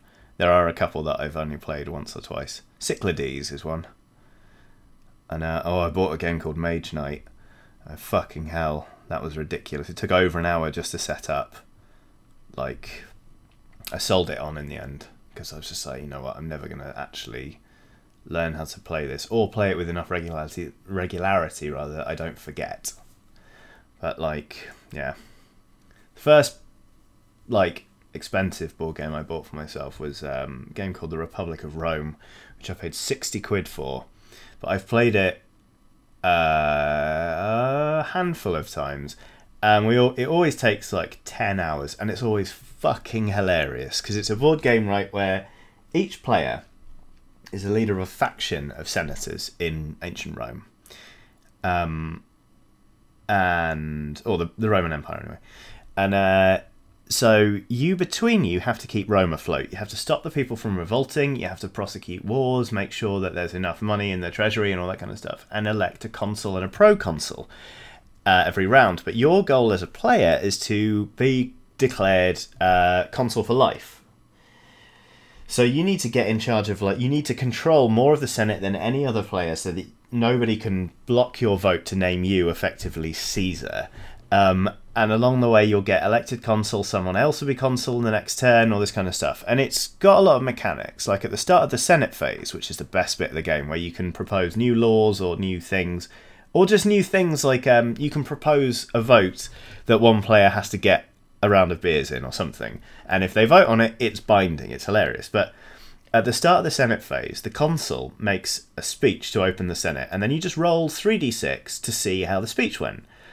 So what you could do, and this is what I suspect most players do, is just go, alright, it's time to make the speech, roll the dice, see what happens. And they roll and they consult the table and they resolve the effects. Oh, no, no, no. We do the fucking speeches. Like, one time we played for my birthday and we dressed up in bedsheet togas and we did speeches. You can put people on trial, so we constructed a dock out of a clothes horse and some sheets. You can try and assassinate others, like the whole thing. If you're willing to just be dicks with it, is absolutely wonderful. So that game is well worth it. But yeah, anyway, so I completely ignored the chat while I was sort of reminiscing about the Republic of Rome, which is quite a broken board game, by the way, but it is one of my favourites. So that's my justification. I'm sticking with it. Anyway, painting an axe on a tiny skeleton.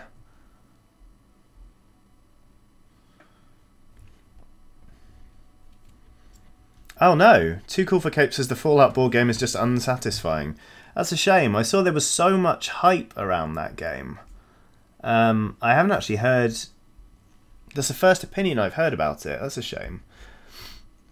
I think it is easy to fuck up a conversion, to be honest. Like, because there's a spirit that you're expected to capture, and if you fail, then that's awful. Like, I really like the Dark Souls board game. I reviewed that for Eurogamer on the channel. And the This War of Mine board game is excellent. But yeah, if they've bollocksed Fallout, then that's got to be really disappointing. Have you ever thought about LARPing, Johnny? Says Jeffameister, because I've been going since I was about 15. I can highly recommend it. I've seen you reminiscing about LARPing, actually, on Facebook. No, I've never been.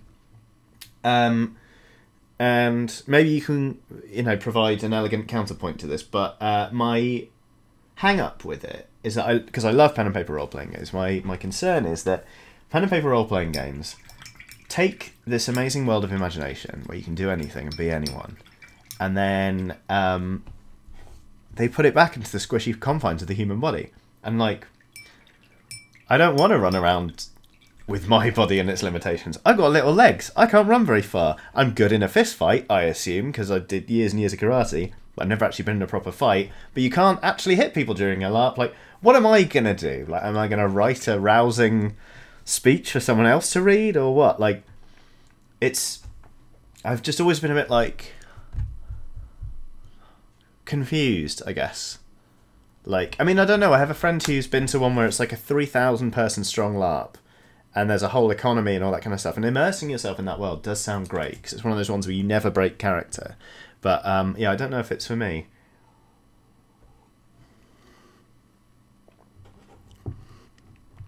Mr. Tom, what the Arkham City board game to play with his wife. Haven't played it in 3 years. That sounds about right. So, right. Here's a little update on this lot. Cloaks, pretty much done. Weapons, base coated. So now we need to do the skulls, which are like here, obviously. And you can see these guys have little spines on their backs. And also we need to sort out their arms and their hands. And then we can just do, all we need to do is weapon detailing. And then edge highlights on the cloaks. And then these will be done. And I can get back to the bases later. So, yeah. Ooh, Astrid says, here's the thing about LARP, because I had those concerns as well before I started. I'm intrigued to hear about this. Because, yeah, it's just... Would I ever go? I don't know. But I'm intrigued. Shanty Bone, Zandri Dust, and Sheriff from Sepia. And then... all Thuan Grey. Okay. So, when you first start, it can feel a little odd because that pang of realism that draws you out of it, but the curve to getting immersed is pretty shallow. That I can imagine, actually. I've done immersive acting before. Like, weirdly, I used to work for Secret Cinema, and I used to... I sort of did it while I was working at GameSpot as moonlighting on evenings and weekends. I was in the Shawshank one as an inmate. In fact, if you look at the Shawshank promotional video for Secret Cinema, you'll see me in it. I like that one's elongated skull, says Jackie. Makes them look more devious. Yeah, I think it's a horse skull. They're all a bit, and you can see they've sort of got this weird hunch. I love these models. They're just so cool. Okay. This is going to require all my skill. What's that from? Is it a Homer Simpson quote? Is it raining? You know what? I'm going to take the dog out to pee, just in case, because I don't want the dog to pee anywhere. So, yeah, give me a sec.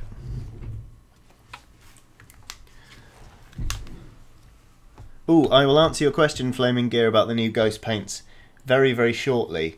But what I will say is, whoop, the blue on top of these, that is Nighthaunt Gloom. So that is the new technical paint. I quite like it. I've bought both because of course I did. Hexwraith Flame, less impressed by, but I will answer you fully in a sec. I'm going to see if my dog will wee. What's it?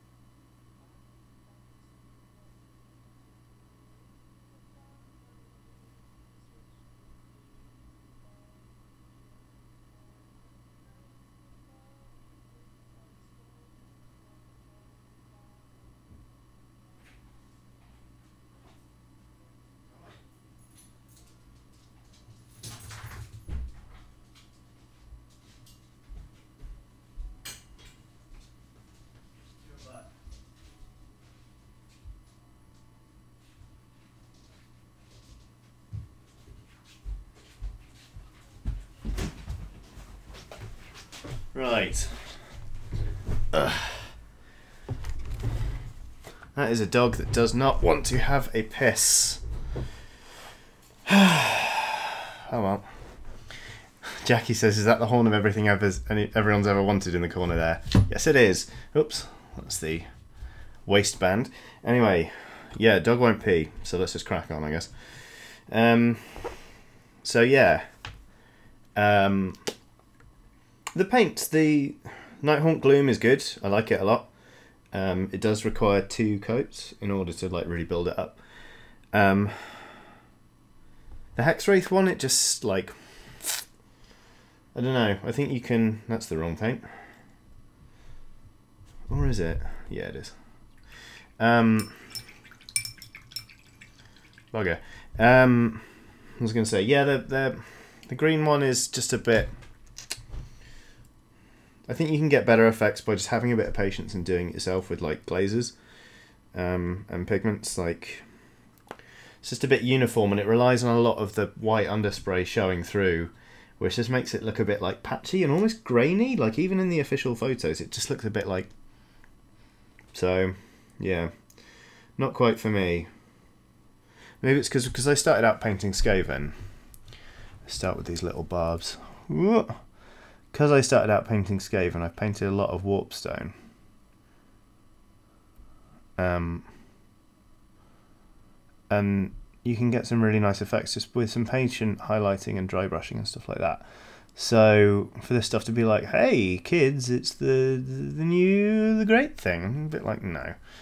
Ordinarily, the technical paints from Games Workshop I really like. Like Blood for the Blood God is brilliant. Typhus Corrosion is wonderful. I'm going to use that in a minute to show you sort of how you can make a weapon look rusty. But I'm bunged up all of a sudden. Yeah, it's just it's okay. It's fine. I'm sure some people will find it very useful. Every time I've slapped it on a model, I've gone no, and I've taken it off with a tissue. So yeah, there that is. Just going to do this skull now. I'm going to do the hands and arms a different colour because I want them to kind of be like spectral ghastly flesh. But I kind of feel like these bits are like skulls that skulls that have been sort of picked up and reanimated in coming back to life. Anyway, Astrid is continuing with the LARP thing. There's an element of disassociation when you get referees about to deal with character requests, but existing in a LARP really makes it easy to sink into a half immersion that still does the job. Interesting. I think it works best even when you're at a huge LARP or a smaller one. The huge ones, Empire, that is the one my friend went to. They easily make you feel part of that world. Part of that world.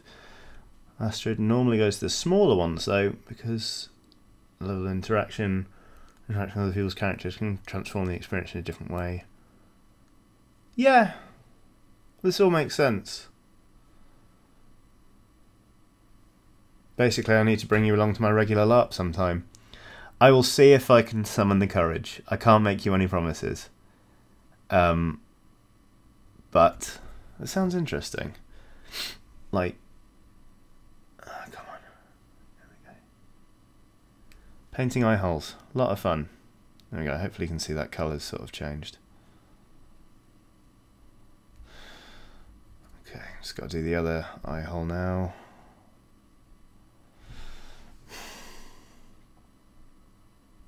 I have to say my friend, when he came back from Empire, was so enthused. Because he's a historical reenactment dude anyway. He does like Viking reenactments. And he's very, very good at that. But he came back and was like, I had a character and it was a wild. And he was completely jazzed up. You know, like he couldn't wait. And he tried to talk me into doing it for some time. And he came back with a LARP stick, which is good. Hey, Gree the Writer has finished cleaning and tidying. Good job.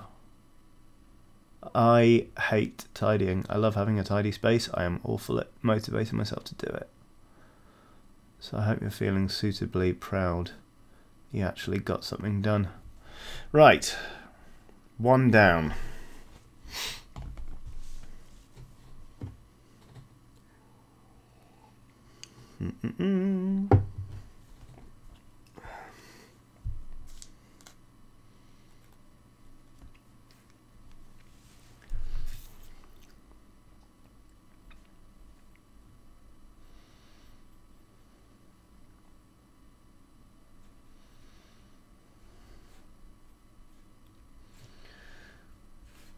Is it just me, or does part of your world sound quite a bit like the impossible dream from The Man of La Mancha? I don't know. I've never heard that one. It might have just been my poor rendition of it.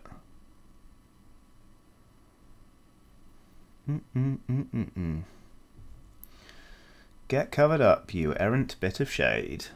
That's right. My name is Carrickstone, and I'm not afraid to be a colour on the model. Promise you I've not drunk that much wine.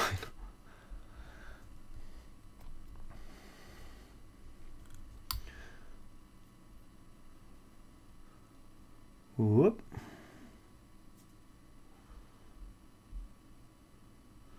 Just to forewarn anyone who's listening along to Frightened Rabbit with me, I am considering an album change.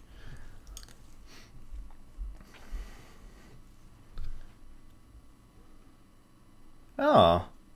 LARP does a tremendous job of building up confidence. I've gotten at least 10 times better at the confidence to engage social interaction since I started. That's great.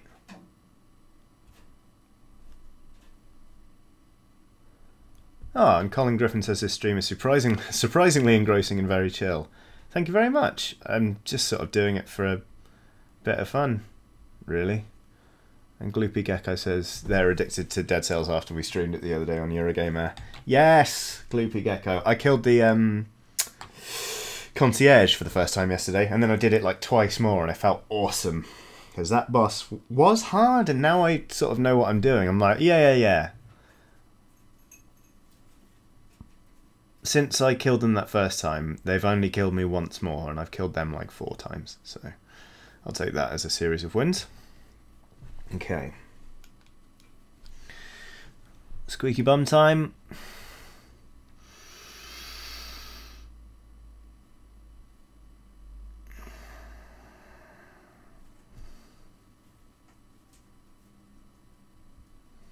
Cool. That went all right.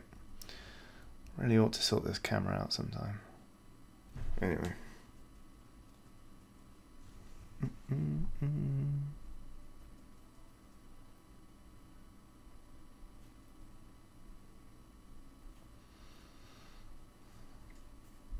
Concierge is an odd name for a boss, isn't it? I thought the same thing, Jackie. It's a fucking bizarre name for a boss. It just reminds me of Tim Curry in Home Alone 2. Your very own cheese pizza. Your stolen credit card. Etc, etc. Spies. But yeah, each their own. I love the sense of humour in that game though. Like, the little encounters you can have. Like, where there's a door and someone yells, hey, help, there's water flooding into my cell. And the dude just goes... And it's like, yeah. Gives a big nod.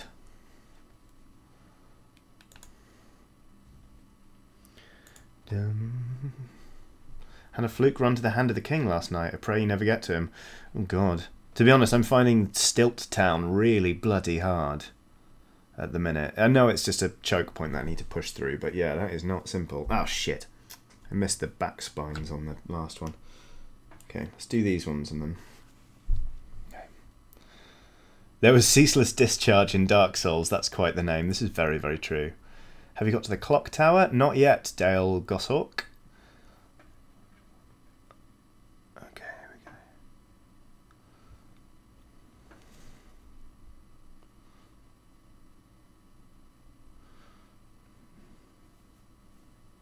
So I'm intrigued. Those of you in the chat who have LARPed in the past, tell me about your characters and whether you built them any differently, knowing that you personally would be running around.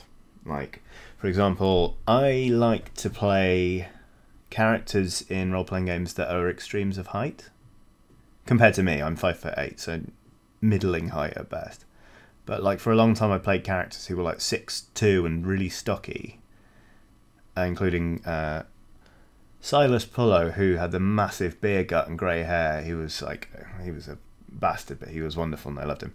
But then I played a character who unfortunately died, who was like barely 5 foot and he was really skinny. And then after that character died, I started playing a woman who was like wiry but not like physically that strong. And you know, it's just interesting to play around with that kind of thing. But I'm wondering, since you know that you're running around, character descriptions don't really count in the same way, do they?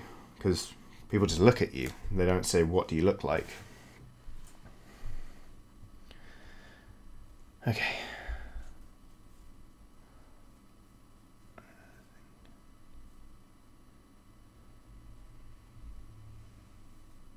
Whoop.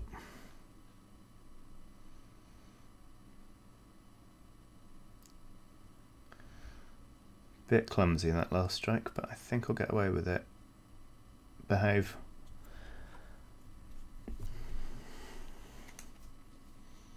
Quite a few people playing Dead Cells in the chat and talking about things as like abilities they've unlocked that they now find useful, like the Ice Blast. I love the Ice Blast, it's great. I love games like that with just levels of things you know you can unlock, like layers of complexity that you need to work at to achieve. That is a bit clumsy. Maybe I can tidy that up. We'll see. My character was an old troll. I talked very slowly, which let me think about what I was going to say. I had rags and a latex mask and dreadlocks. It was awesome, says Hillwolf. Okay, that does sound pretty great. I hadn't considered that. Of course there are like latex things and prosthetics. I'm still not sure I'll ever do it. But I'm intrigued and I'm enjoying learning about it. Curiosity is an important skill to have. Cats aside. Colin Griffin says, I'd love to get into a D&D type thing, but wouldn't have the first clue where to find anyone to play with. Try online, genuinely. Like, I know that sounds really reductive, like, Google it. But, like, I mean, there are groups of people, like Discords and stuff, or people will talk on Discord or Roll20, and they, you know, maybe they've never even met in real life, but they will play pen and paper games together, which can be daunting. I've certainly never done it, but I'm very lucky. I've got groups of friends that I play with. But did I just move the camera? Maybe.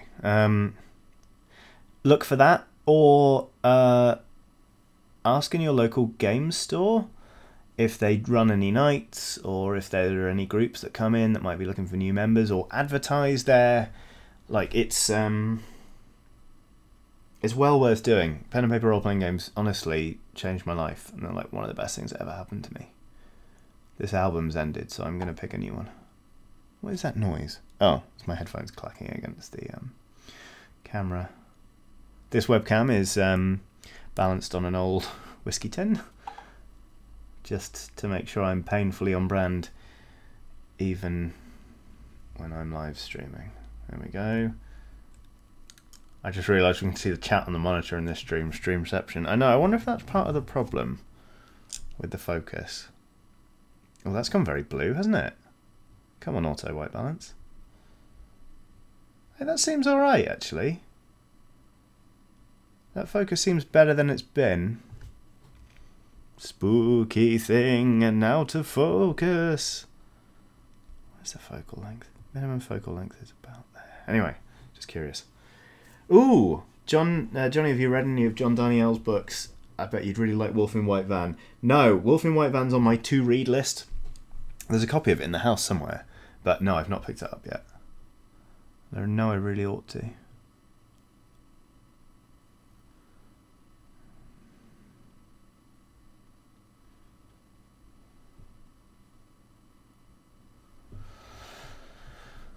The barbs are tiny on this one. Great fun. Right, I'm going to paint these little barbs and then I'll do another fun intro, or countdown rather, into a new album. What do I feel like listening to? Oh, wow, I fucked that up. Patented technique, lick a thumb, give it a good rub. Hope no one notices. Yeah. Have you read any of the Age of Sigmar novels, Johnny? No, not really. They don't interest me very much. Like, I like the lore, but call me overly cynical. But tie-in novels, even from a place I like as much as Games Workshop, I just don't trust them to be very good. Maybe I'm wrong. Maybe I should give them a go. But yeah, that's why I've not read them. Astrid asks, what pen and paper RPG got you into RPGs? Deadlands Reloaded was an RPG that I was introduced to. A guy dropped out of my friend's group just as I was getting to know him, and he was like, do you want to join in? So I gave it a go, I was hooked, and then after that, it's the same group I've been playing with for years. So that was back in 2012, so 6 years ago. And then we moved from Deadlands to Fading Suns, which is like a space opera. Then we moved to a game called Hot War, which we're still playing even now. So that's it. But yeah, Deadlands Reloaded is just super easy to pick up. Cowboys are good fun, and I joined a group that had a load of history because they'd already had a year-long campaign. So it was interesting to sort of join in and learn how to be the new guy and stuff like that. It was great. Okay, new album time. We are going to listen to an album called I Will Kill Again, and it's by Meursault. Meursault. Sad Scottish music at its finest. So the album's called I Will Kill Again. you'll notice it's got like the album artwork is a ghost on a green field with a blue sky and some crows. And I'm just talking endlessly now to give you time to find it on Spotify if that's what you're doing. Titan Uranus is quoted, lick a thumb, give it a rub, hope no one notices. Yeah, I'm not going to live that quote down for a while. Anyway, right. Excuse me. I'm going to press play on track number 1, which is just an ellipsis in 5, 4, 3, 2, 1. Click. Bit of fun. Apparently it was 6 years ago for Astrid as well. Role-playing wise. Where'd that brush go? It's behind my ear. I'm like a shit magician. Please type in chat. Oh yeah, whoops. Should have done that. Kill again. Yes, okay. Onward.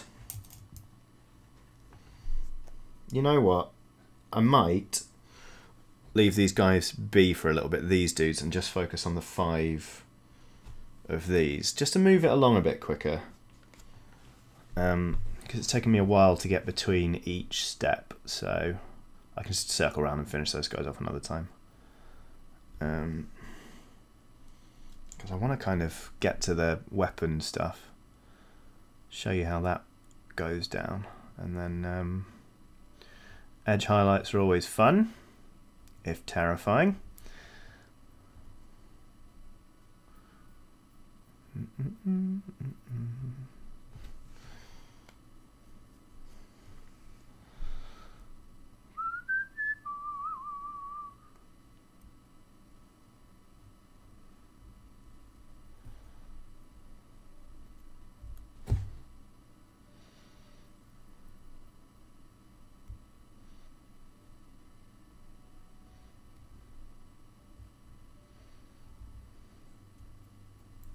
Just pared back a bit of errant paint there with a thumbnail. Like a real fucking professional. Just tidy that line up.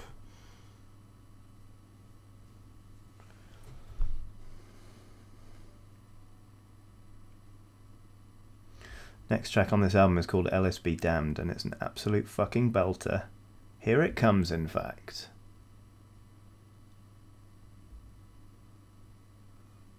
It was not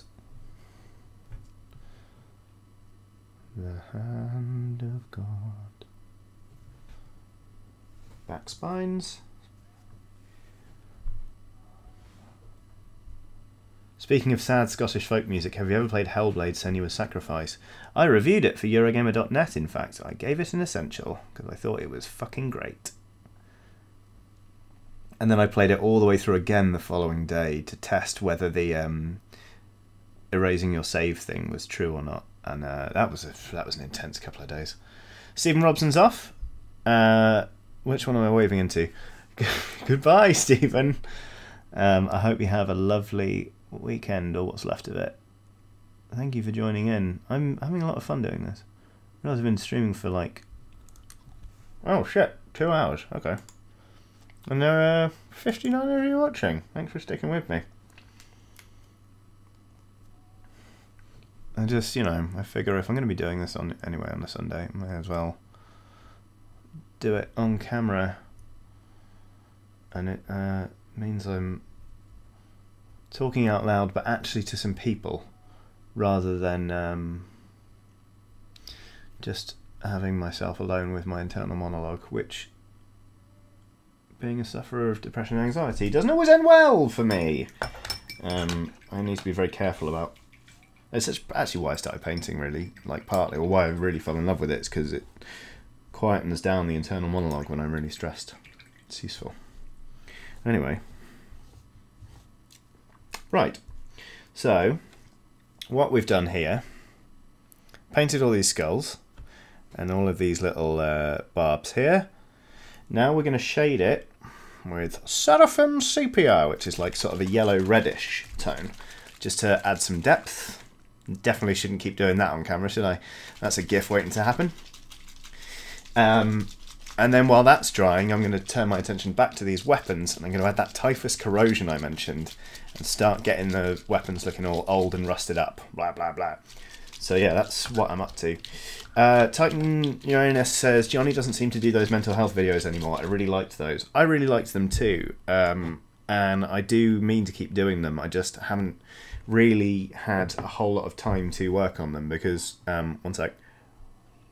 The thing about the mental health videos, I love being given the chance to do them.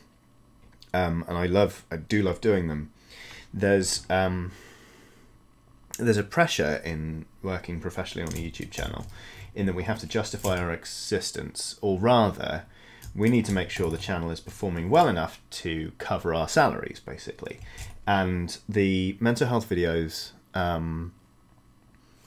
think they're very important. It's very important to me that they are on the channel, but they don't get especially high views. So some weeks when it's really, you know, we need to get the numbers up or whatever, like it's hard for me to justify, like, I want to take a few days out to look at this kind of stuff. I hasten to add that, like, the team is really supportive of them, and, like, I think, to be honest, I've been more hesitant to ask than is probably warranted, but I've not found the time to do one in a while, and I realise that's a problem, and I do want to do more of them, but yeah, I need to get back on that, basically. But I doubt you can see this, but the shade is going in there, and it's just really, really thin, watery pigment that's going to sit in the recesses, like in the in the teeth, and like in the I wonder if this one's any good. Lol. Detail cam. No, that's awful. It's going to sit in the pockets of the model and just yeah, darken it up a bit and add depth. Wow, words all of a sudden. It's like a song.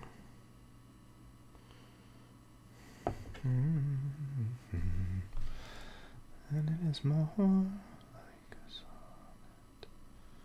Here comes the shade. Shade typically takes a little bit longer to dry, which is why I'm going to move on to those weapons before I then do a layer paint to brighten up the skull a bit, because it's starting to get very dark, and then I'm going to edge highlight it. Oh, these are looking cool though. I'm not blowing my own trumpet. Sorry, so I refer to shade as the make look good water, because so many times I've not been happy with a model, and then I've just shaded it and gone, oh, I really like that now. It's really funny.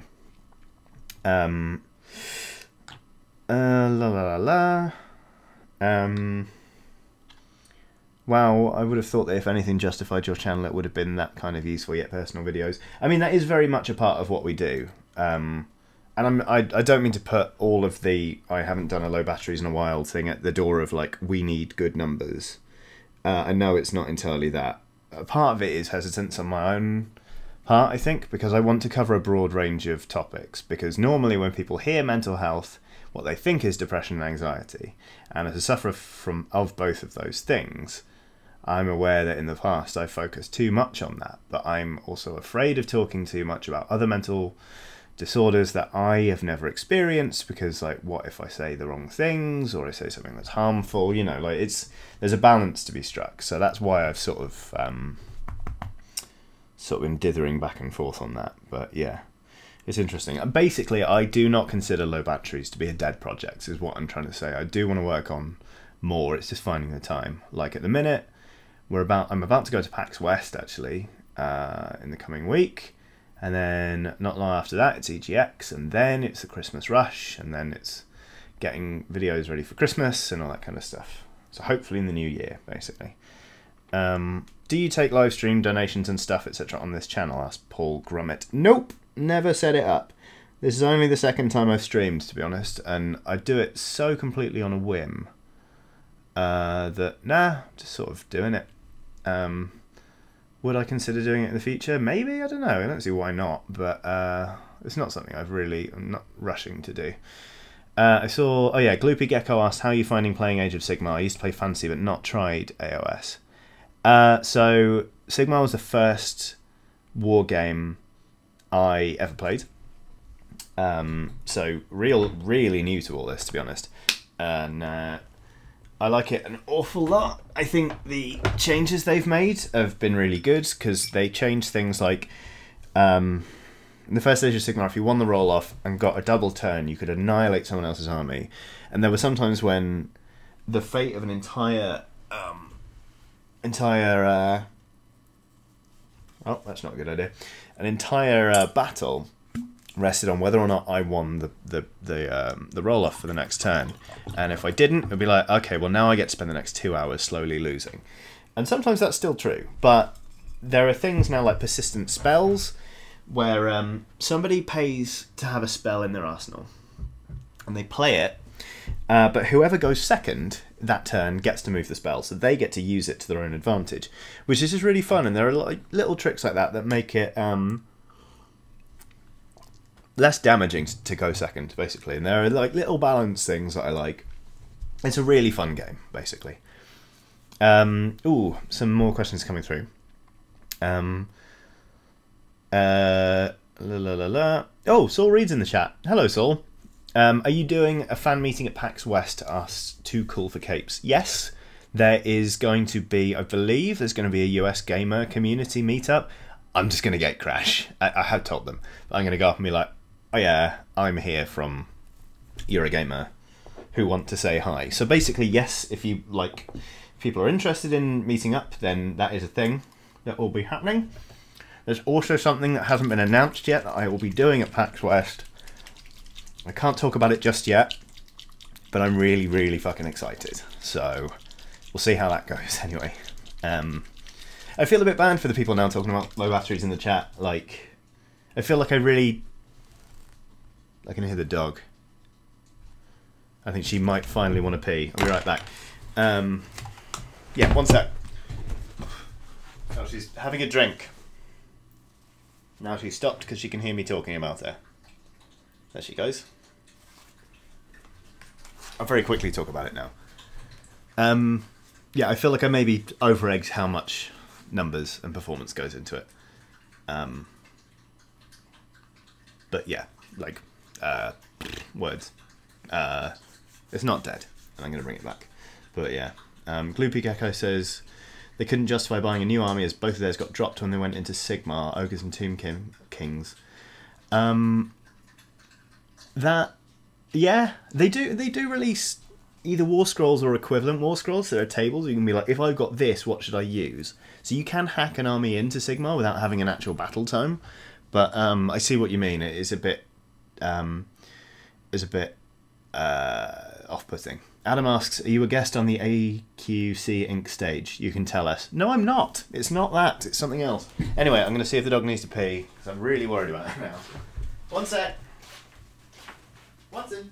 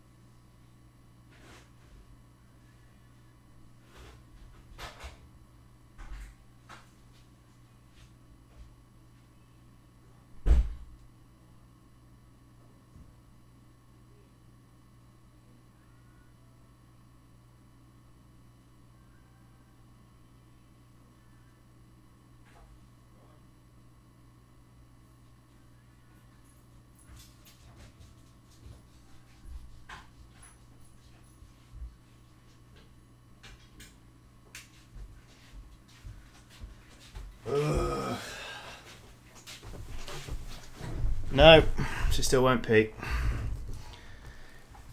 God damn it. Oh well, it's annoying. Okie dokie. Go back. So, Typhus Corrosion. It's a paint. It is a very thin paint. It's a technical paint, so it's really thin and it's got like grit in it. So I don't water this one down generally Let's get some on my brush, and then let me show you. Yes! Astrid says, I think I can happily say I'm really into sad Scottish music now. Get in! So, here goes some Typhus Corrosion. It's a really dark paint, as you can see. Sort of just daub it on. I'm going to cover it, in fact. And you can sort of see it's just really like grimy and mucky, but then I'm going to dab a little bit of it off with a finger, just to make it a bit more textured. Hopefully you can see that. Jaffa Meister, if you are into Meursault, you absolutely need to listen. Actually, everyone, if you like Meursault, or if you think you might like sad Scottish music, absolutely 100% listen to All Creatures Will Make Merry under pain of death. The remastered version, preferably, because it's a fucking barnstormer. It's one of my favourite albums of all time. Oh, and Adam says, they've absolutely called it, just because I'm not sure you recognised it, Inc. is Acquisitions Incorporated, their live D&D game, and you might be interested. Somebody told me about this, actually on Twitter. It might even have been you. But yeah, I am aware of it. I wasn't aware of it until somebody's reset me, and you reminded me. But yeah. Jackie Holmes has said this is like painting with mud. It absolutely is. You can kind of see, like... Oh god, the focus. Fucking hell. Let's try focusing again. I never heard this band and I like them a lot too, says Liam. Hooray! I'm spreading sad Scottish music without getting copyright strikes. Take that. Oh, can I zoom it? Apparently I can zoom it. Maybe that will be worth doing. Autofocus off.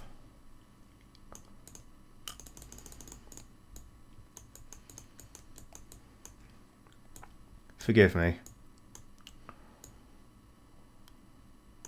Hey, that looks alright.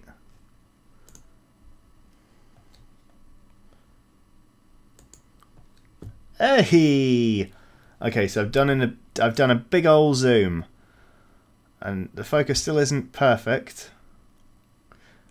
But hopefully you can see, sort of like, as I catch the light with it, it's sort of the metal still shines through, but it looks like really fucked up, gritted stuff. Let me know if the zoom is too much, by the way.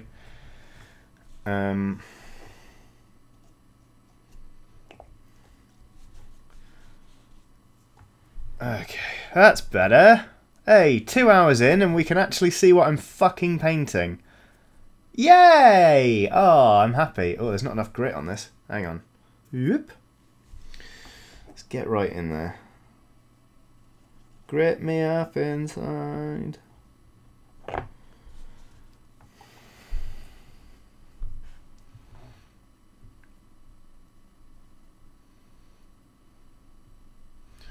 Then we get to do some lovely dry brushing. Which apparently, right, the people who actually paint the models for like the boxes in Warhammer and stuff, they never dry brush. Everything they do is done like absolutely by hand. Holy shit. Oh, Bendix is in the chat. Hey! Don't know if I said that right. Oh, look, hand. Whack whack. Sorry, getting distracted. Ooh, Saul is really looking forward to EGX and also may have a surprise install. Oh, I look forward to seeing you there, Saul. It's always a pleasure and never a chore.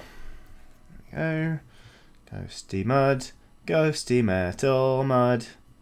I normally try and not put quite so much on these things, but I thought actually with these guys, sod it. I'm going to take a little bit off that edge so I can highlight it back in. And then we'll see. Yeah, gritty. Get in. Hopefully you can see absolutely fucking loads of grit went on there. I need to watch the focal length, don't I? Keep my hands there. Okay. Good. 3 out of 5. Oops. No. Yes, 3 out of 5.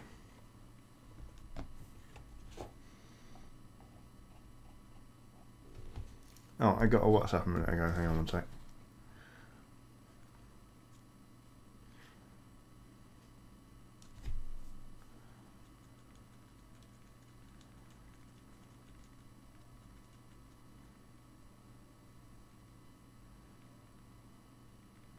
Sorry. My brother asking me a question about Shenmue. It makes me so happy that the game's out again. Like, that game is so formative. Still up for a game of Mario Kart? Yes! Saul, it is on. I have every confidence you're going to absolutely kick my ass, but of course I will play you at Mario Kart. Are you kidding?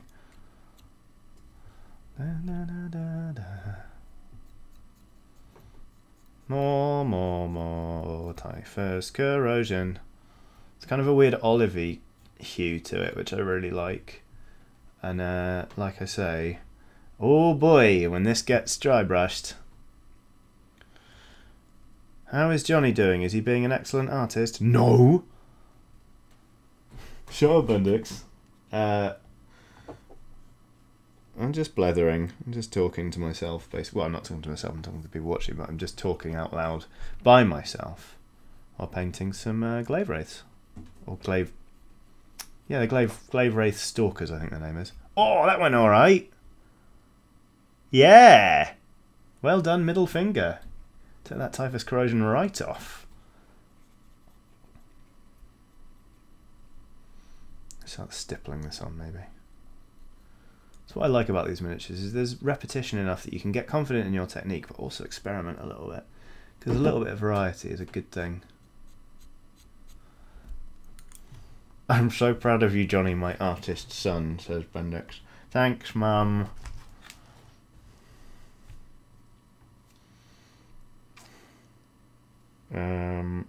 Oh yeah, sorry, I need to send another WhatsApp. Still won't pee. Just talking to my wife about the dog.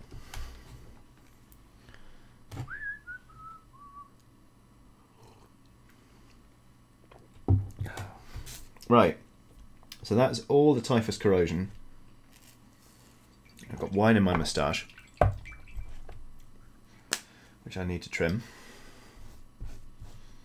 Put the Typhus Corrosion away. Where was it? I want to say down here because it's technical. Yeah, I need to reorganise this anyway. Oh, not that you can see this anymore. Never mind. Has the shade dried enough? Meh. Almost. Could go back to those chain rasps. Nah, fuck it. Fuck it. Let's go back in on the skulls. So, just to catch you up, we did... What's the focal length? Anyway, I'm trying to find the focal length, but I'm not wearing glasses, so this is tricky. We did paint called Carrick Stone, and then we shaded it with Seraphim Sepia. And so I'm going to go in now with paint called Ushabti Bone, which will make it kind of nice and cream coloured, and you should be able to see it nicely. Jesus Christ, I just cannot work out this focal length. Sorry about this. Ain't untidy if you can't see it. Fair. What's everyone saying? Ooh, Saul Reed used to have an old Tau army. That's 40k again, isn't it?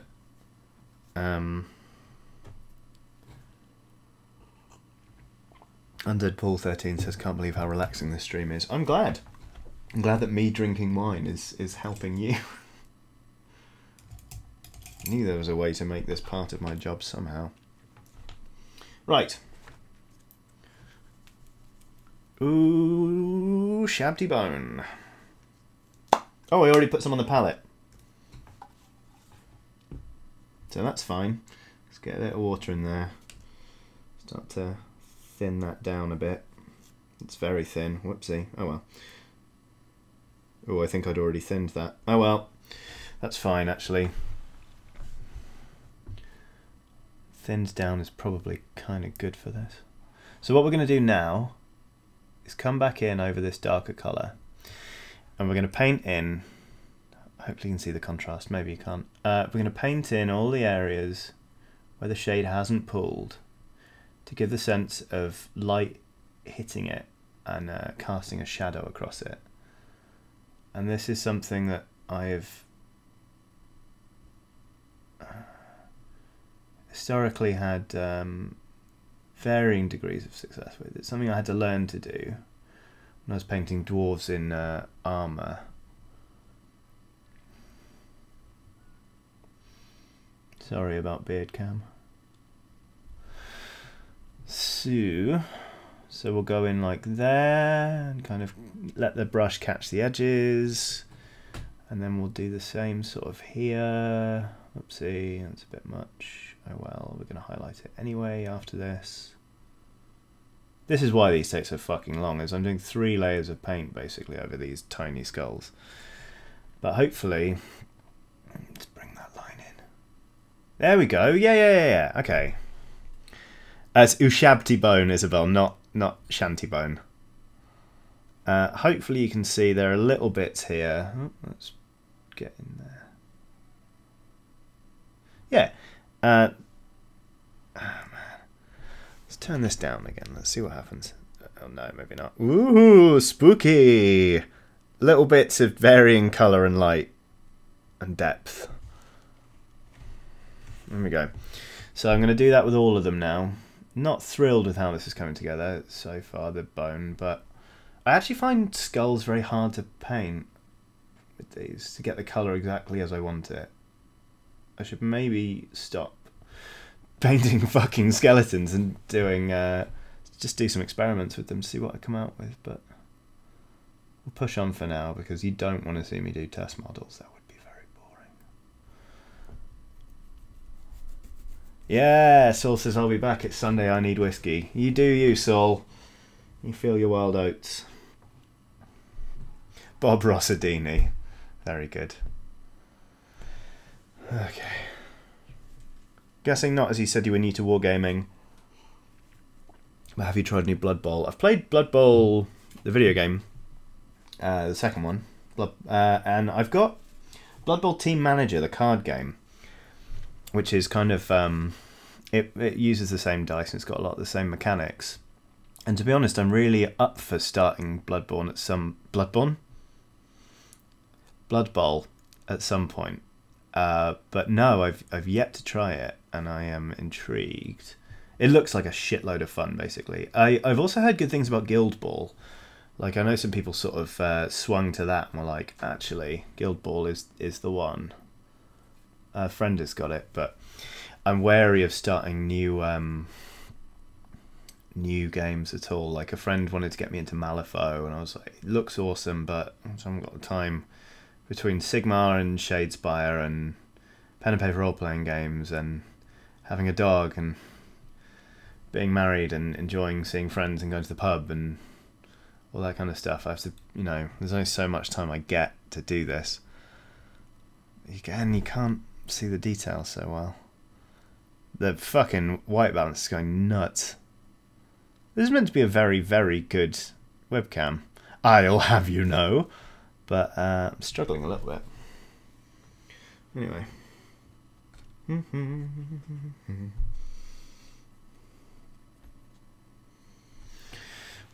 What else is everyone saying?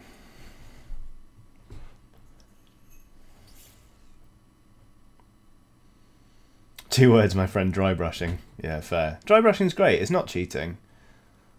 I think it's a perfectly normal or legitimate technique.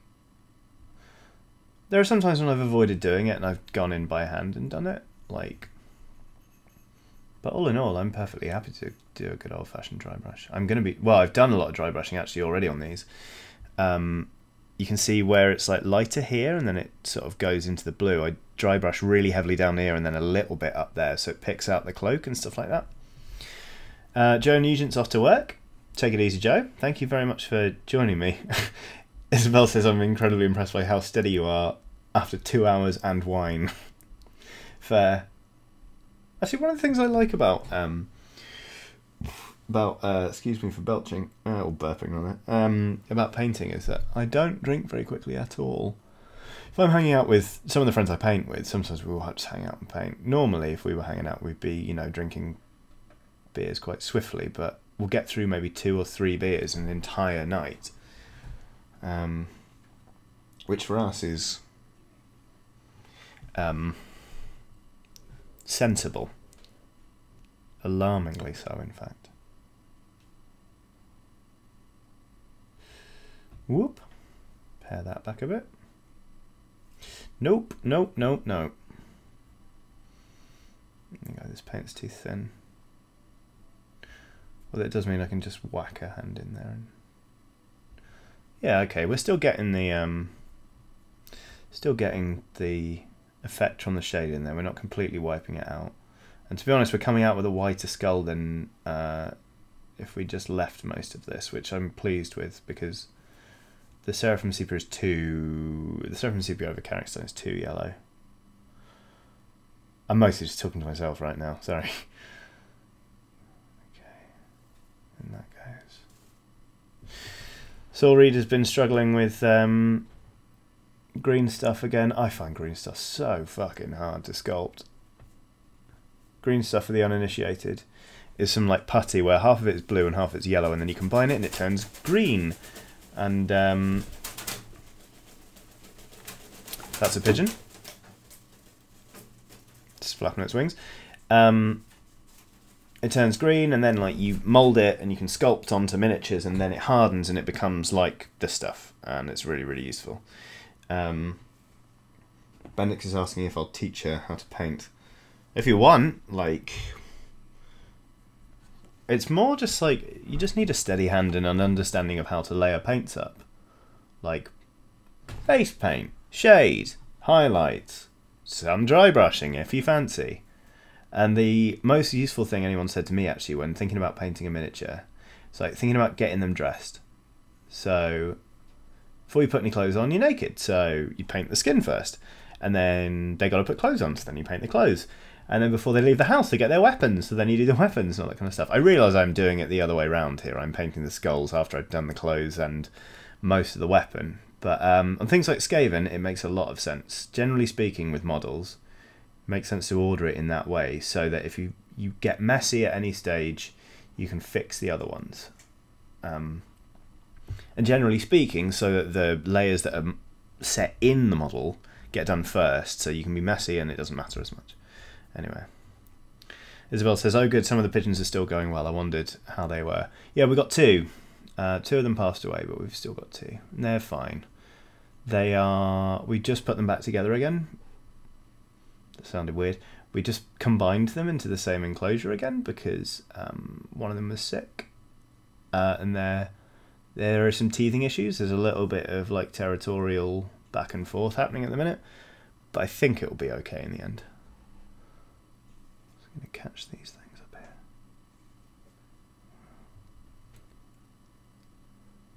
here. Oopsie. Again. I will kill again. Doesn't it look it has skin to me, mate? So loophole, says Saul. Saul, I like your thinking. Right, so that is the layer paint done on the skull. So, where's the lid gone for this brush? Under my keyboard. I'm going to go back to the weapons now. And I'm going to introduce you to my little friendly dry brush. And this fucking garish paint called Rise of Rust. Oh, Jeff Mice is off grabbing a shower. Happy painting while they're gone. Have a lovely shower, Astris. Catch you in a bit. So, yeah.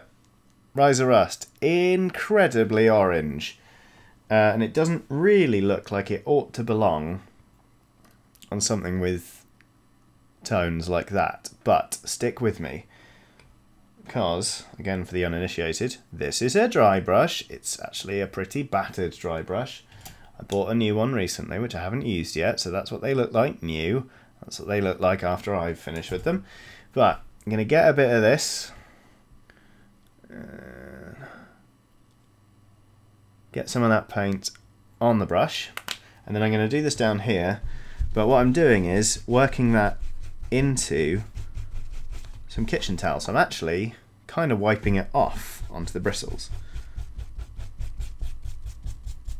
And wiping off the excess, and what we end up with is a very orange brush. And if I just show you here on my thumb, you flick it back and forth, and it slowly builds up an orange pigment, right? So you can see that on my thumb, hopefully. But crucially, in that crack, it's not there. So what we're going to do now is get one of these out, brace it ever so slightly, and just start, how can I show you? There we go. Start flicking this over. And hopefully you'll see, did I put enough on here? I didn't. You can see that pigment is being built up and the weapon is starting to look rusty. I actually haven't put anywhere near enough on here. Carrot weapons! They are carrot weapons, Titan. That is a good way of looking at it. Okay, this will probably be too much now, but let's give it a go. Work that into the brush.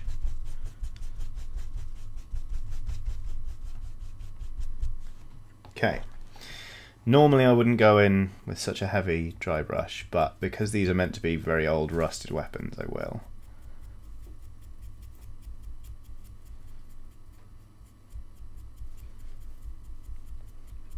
And we're going to highlight these weapons anyway afterward. So you can sort of see there's a rusted sheen to it now.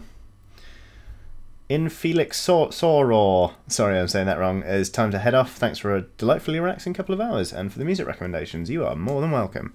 Okay, this one should show it better. Because this one, what is going on today? There's loads of grit on this, but it's not really picking it up.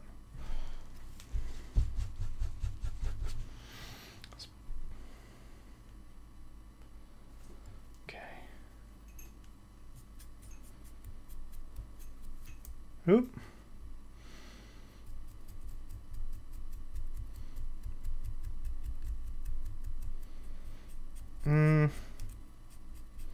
It's not, I'm not that happy with how that's coming out. That's annoying. It just looks a bit uniform where normally it's meant to be quite stippled. Anyway, I'll keep your crack on. Maybe I'll come back to that one. So, let's try a bit more on here. Ooh, no, that's too much. Okay. It's loads. Thumb test? Oh, no. Okay. That'll do. There we go, that's more like it. It's a better...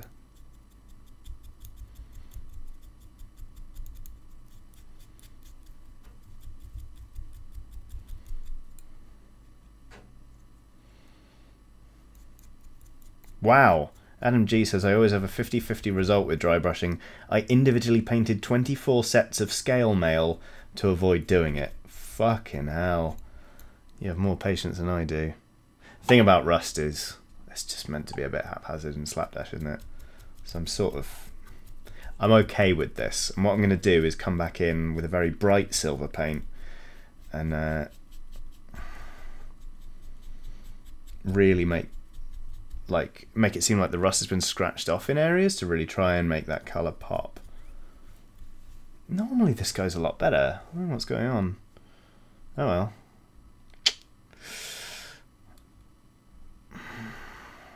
That's the focal length, isn't it? The fuck is going on with this camera? I swear to God. It's obsessed with my thumb and doesn't care about this.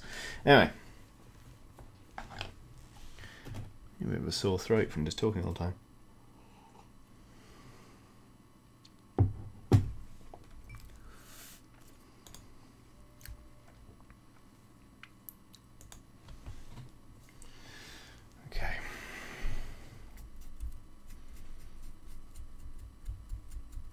Nope.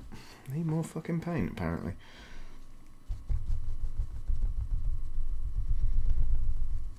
Sorry if you can hear that on the mic. Jackie says, Pizza and Stepdad are here, so I need to go. Thank you, Johnny, for the lovely stream and painting. You are more than welcome, Jackie. Thank you for joining in. Like I say, I'm really... Aha! Got ya! I really enjoy doing this, so... It is no skin off my nose. Okay, that's what I wanted. Hopefully you can see... No, you can't. There's a real clump where some of the grit that's in this corrosion paint just went and like sucked in the paint or really picked it up. So now it looks like it's a mottled effect. I think I was too light with the typhus. That's what that is. Because if you've got grains in the Typhus Corrosion, it raises it above. So when the brush flicks over, it picks up those things first. And that's what I'm seeing with this one, but not with the others. So there's a lesson learned, eh? I could stipple this on with a brush, but I've done it now. We've also run out of Merceau, so we should switch to a different album. So, yeah. What should we listen to next? More Merceau? I do love Merceau. Yeah, fuck it. So, I will write the album name in this time. We're going to Merceau. All creatures will make merry. Remastered.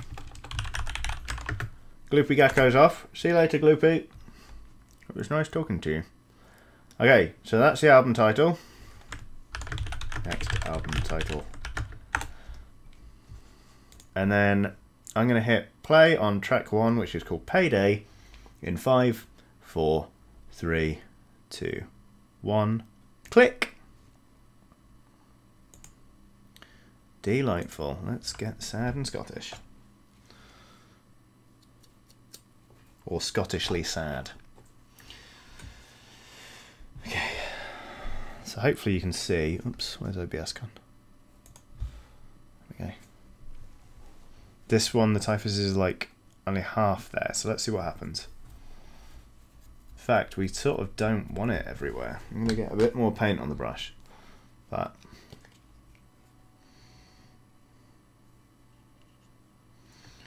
they look different.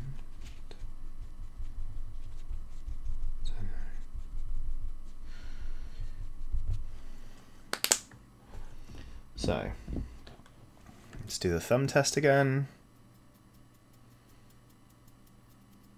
Yeah, that'll do. And then we'll get that involved.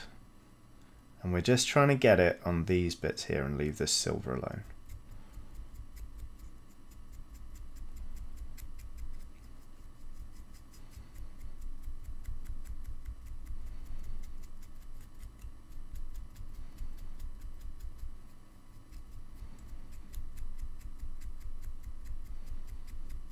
The thing about dry brushing, sometimes it takes a lot of patience. Liam's halfway through the album I just put on anyway because he swapped when I recommended it earlier. Fair fucks, Liam. That is fine. It is an absolute belter.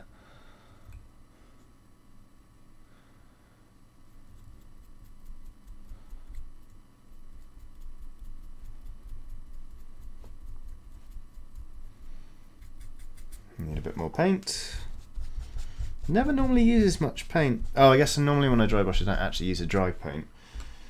So, Games Workshop sells paints in different consistencies. This one is a dry paint, which means it's very, very thick. But then it means you have to sort of keep dipping into it. Whereas if you do it with like a layer or a base paint, which is absolutely fine, it's just a matter of consistency, like it goes a long, long way because it goes straight into the bristles. That's partly why I'm struggling, I think. Another bit of me thinking out loud there. There we go, alright. It's maybe too much. Nah. Oops, sorry, doing that off camera. Yeah, this isn't my strongest work, but you know what? It'll do. Okay. Adam G is going to head off because food is ready. Thank you for the kind words about the models. Thank you for saying they look nice. To be honest, I'm going to go for a bit longer actually. I've got nothing else on today. But at some point I'll get hungry and then I will stop. But I'll be painting for a bit longer, I think. Kind of want to... That's the thing, when I get started I just crack on. Sometimes if I start early, like I start at 11 AM, I'll paint for like 8-10 hours.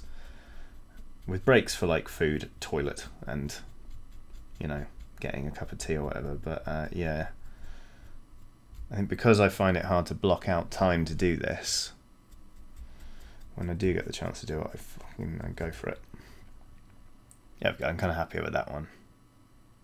It's a bit of texture to it. Again, that camera's a fucking nightmare. Anyway. Right, so that's all of those. So I'm going to clean the dry brush, although to be honest I'm going to have to give this a proper clean after the stream.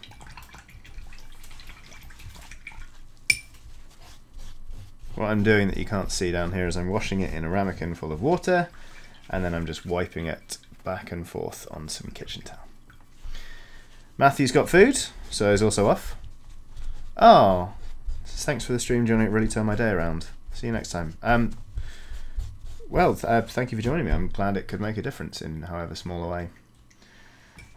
Like I say, I'm glad that me sitting here and drinking wine and talking to myself in the dark is actually proving useful to people.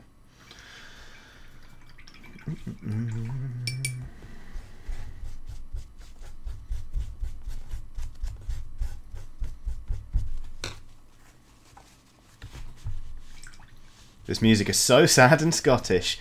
Oh yeah. Yes it is. I got introduced to Merceau by Cam Robinson, formerly of GameSpot. In fact, we were both working at GameSpot when he introduced me to Merceau, because he knew I listened to Frightened Rabbit, and oh my god, it just took over. Like, it's just exquisite. It's like really, really wonderful music. Anyway, do I want Ulthuan Grey or... No. Screaming Skull. We're going to go back to the bones. Dem bones, dem bones, dem bones. We're going to highlight them with Screaming Skull to really bring out... How come that comes out perfectly in focus and then I bring this in, it looks weird? Is that just me? Is it the light that's blowing it out? It's a bit, isn't it? Okay. Oh, that's fucking better. Great. That's our focal length. That's our light level. Johnny looking down and wiping something out of camera will never not be funny to me. I didn't really think about that before I started. Oh well. So, yeah. Okay. Good. There we go, says AdamF. How long was that? 2.5 hours. And we finally fucking worked out the right lighting state. I'm going to go in here and do a very thin highlight, like on the jawbones and stuff with this paint. And it should make the skulls really, really pop.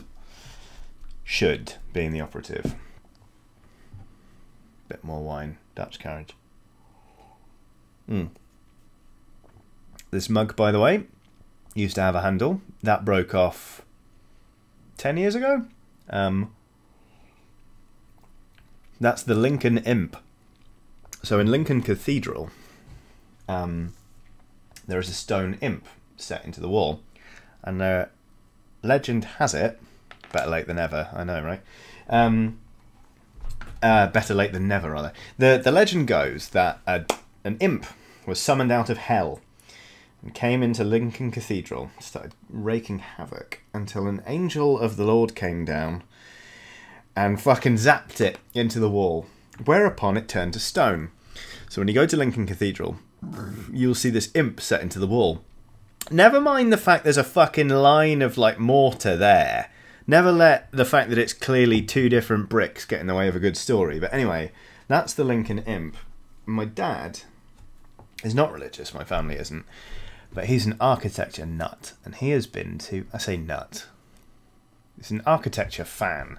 He has been to every cathedral in the UK at least once, and when he went to Lincoln Cathedral, he got me that mug, and I used to really enjoy drinking tea out of it. This was when I was at school, in fact. I've had this mug for a long time. And then the handle broke off one year, and then it became my favourite thing to drink wine out of. And my parents don't drink, so I'm not sure how my dad would feel about that if he knew. But I've said it on the internet now, so whoops. Hopefully you can see. Again, the lighting's a bit of a challenge, isn't it? You can sort of see I'm just going in and doing some really careful edge highlights. Skull, says Bendix. I hope you've got some tipple on the go, Bendix. We've got tomorrow off work. Although, you know, no, we have. We just have. Don't know why I said although. I'm not doing any work tomorrow. You better not. Anyway, you don't need a little thing like facts get in the way of good folklore, says Marnie Campbell. That is very true. Okay.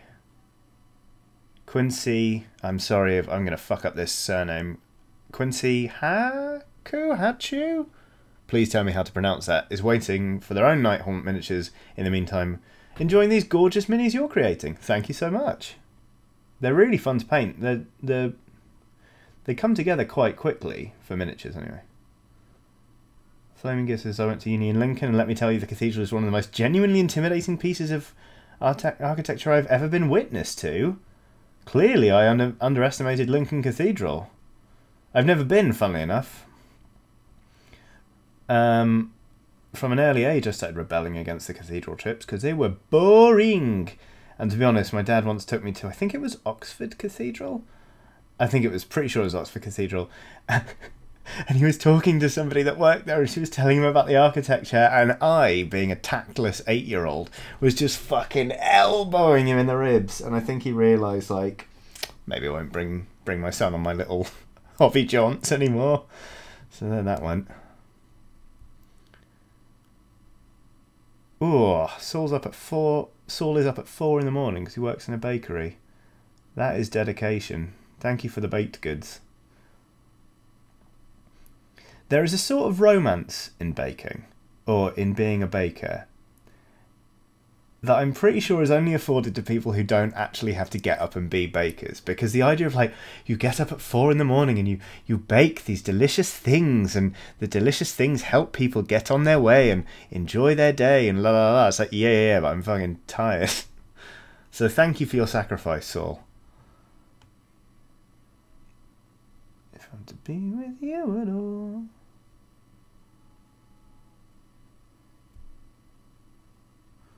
Okay, I'm actually quite feeling these skulls now. And I'm actually feeling the fact that you might be able to see what I'm doing. Ah! See? Look! Edge highlights. See where that's lighter? That's an edge highlight. Fucking hell. Anyway. So, more on Lincoln Cathedral.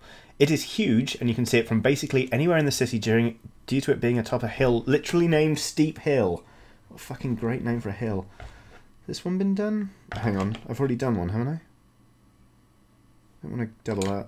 Oh no, maybe I haven't. Was that the first one? Yeah, that's the first one. I come home smelling of fresh bread and cookies. It's not so bad, says Saul. Fair enough, yeah. I've had worse. Yeah, I used to work in a pub as kitchen porter. I used to come home smelling awful. I used to come home like smelling like everything on the menu, plus like soap and just grime. And it was rough. Oh, and sweat from working in the kitchen. Like, it was really awful. And to make matters worse, because it made my clothes smell so bad, I was like, right, these are going to be my work jeans. So then I had a pair of jeans that I could never get the fucking smell out of. I forget the teeth. Sorry, you can't see that. And yeah, those jeans just, my God. They could answer back by the time I was done with them. But working in a kitchen, you know, it was character building. Which is normally what people say when they mean something was miserable. I actually loved that job. It was really fun.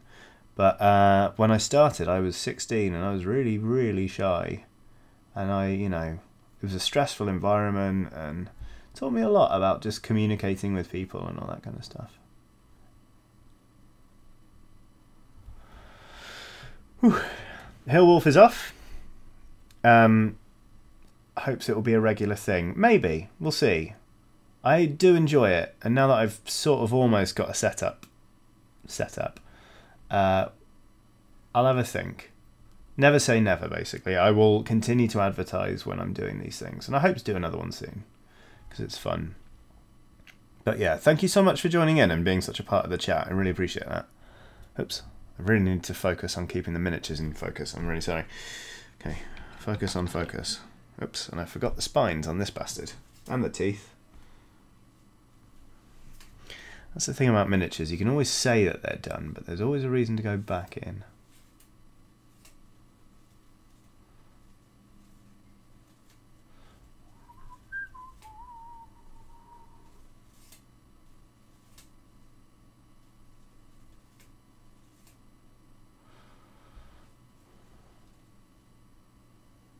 Yeah, there we go. I'm so glad we finally sorted the goddamn camera, eh?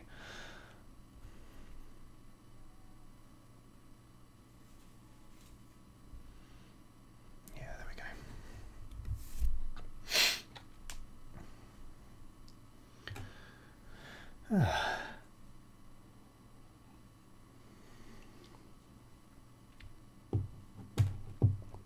go. Oof. Saul also did time in a McDonald's kitchen.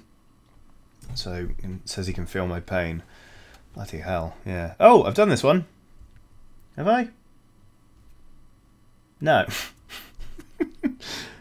Promise it's not the wine.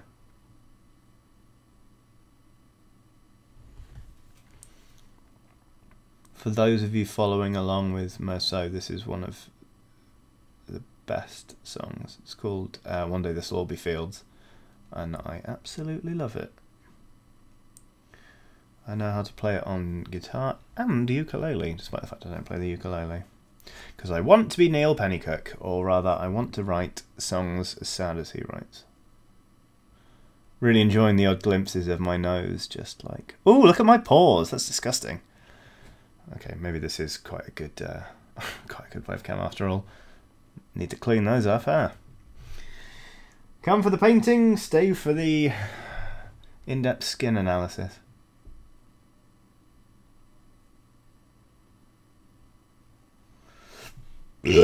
Sorry.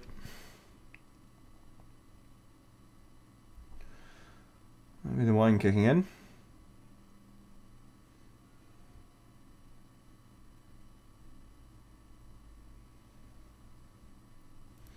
Bury you alive, and we will descend from the sky. Okay.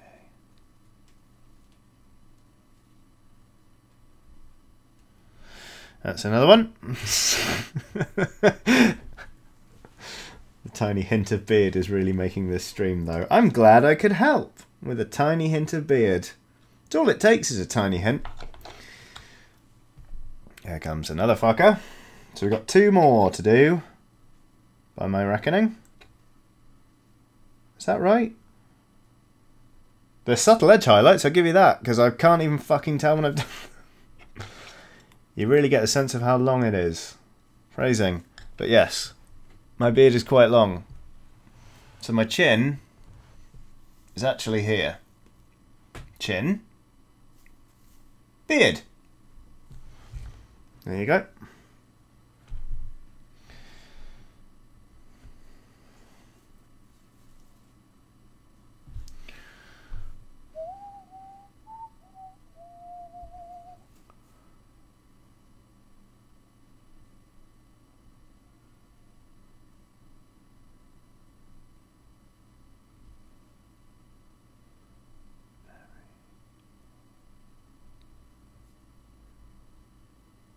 Whoa! Oh, I covered that with my thumb. I'm really sorry.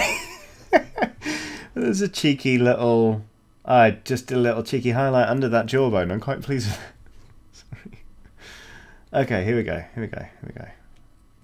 Keep it in shot. Keep it in focus. Paint it, and don't fuck it up. Got it. Yeah, Bendix had only just forgotten about my real chin. I traumatised her with it the other day. Somebody asked me once... it was when we were approaching 500,000 subs, if I would shave my beard off to celebrate. The answer was an immediate and emphatic no. Like, I get people that shave off their hair or their beards for charity and stuff like that, but it is a really... It's become such an intrinsic part of how I see myself aesthetically that I think I would actually find it very hard to get rid of it. But, yeah, anyway.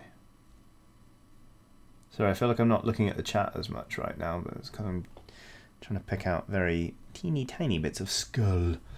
So I can't imagine himself without a beard either. It's just, yeah, it's just weird.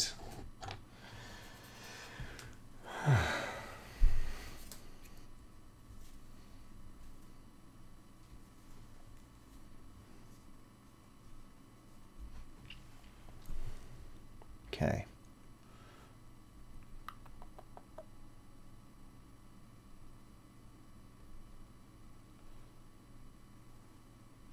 Reaching that awkward stage where I could do with refreshing the paint, but I'm quite happy with the consistency, but is it going to turn? Yeah. Okay, I can maybe get one more brush load out of this. Let's see. Glitter beard at EGX, says Flaming Gear. Absolutely not. Oh, Bendix, was that your idea? I am not putting glitter in my beard to celebrate 500,000 subscribers. Do you have any idea how long it takes to get shit out of this beard? And I promise you, if you decide to just do it and be like, lol, now there's glitter in his beard, I will have an immediate and enormous sense of humour failure. I hate glitter. For one thing, it's very bad for the environment. For another thing, it gets everywhere, and it's annoying. So there. I went a bit hard on glitter there, didn't I? I mean it, but, you know. Okay, that's that skull done. Okay.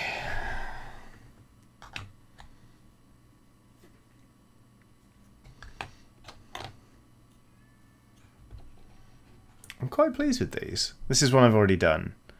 And again, it's hard to tell with the light being what it is. There you go. Hopefully you can see the contrast now in the skull. On the edge highlights. Right, there it is. Marnie Campbell says, I got glittered up at Pride a couple of years ago, and we're still finding glitter places in the house today.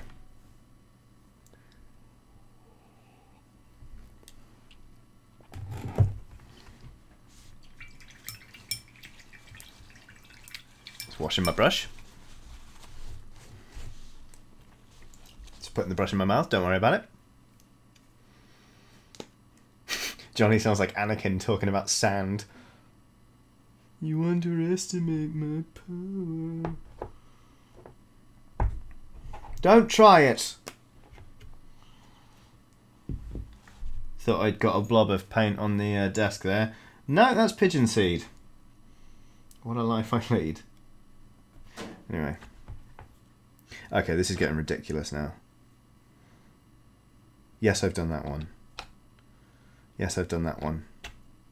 Yes, I've done that one. This is the one I need to do. You really do start considering the validity of your edge highlighting when you can't tell whether or not you've fucking done it.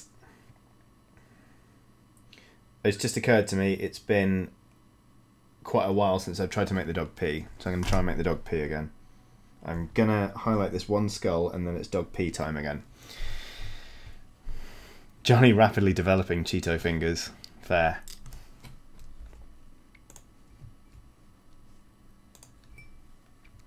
What did Undead Paul 13 miss in the last 10 minutes? No. Oh, I have done this one. Have I? I'm losing it. I'm absolutely losing it. Yes, I've done this one. For fuck's sake. Okay. Done. There it goes. Definitely done. There that goes. Done. There that goes. Done.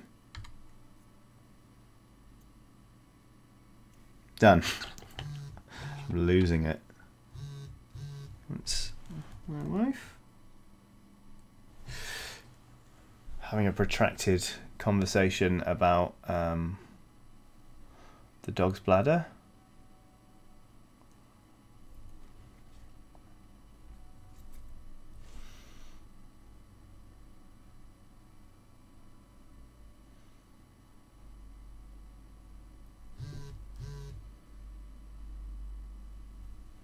There that goes. Okay, so that's all of the skull highlights. So now all I've got to do is highlight the weapons with that strong silver I mentioned.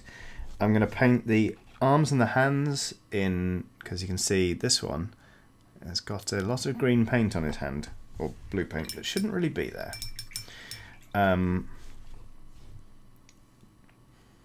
then highlight the weapons, do the hands. That'll sort of be it for them. Oh, maybe try and... Can I risk a dry brush on the weapon hafts? Maybe I'll just wash them. Right. Once again, going to try and make my dog have a goddamn pee because I love her so much and she's going to explode her kidneys. Talk amongst yourselves for a bit.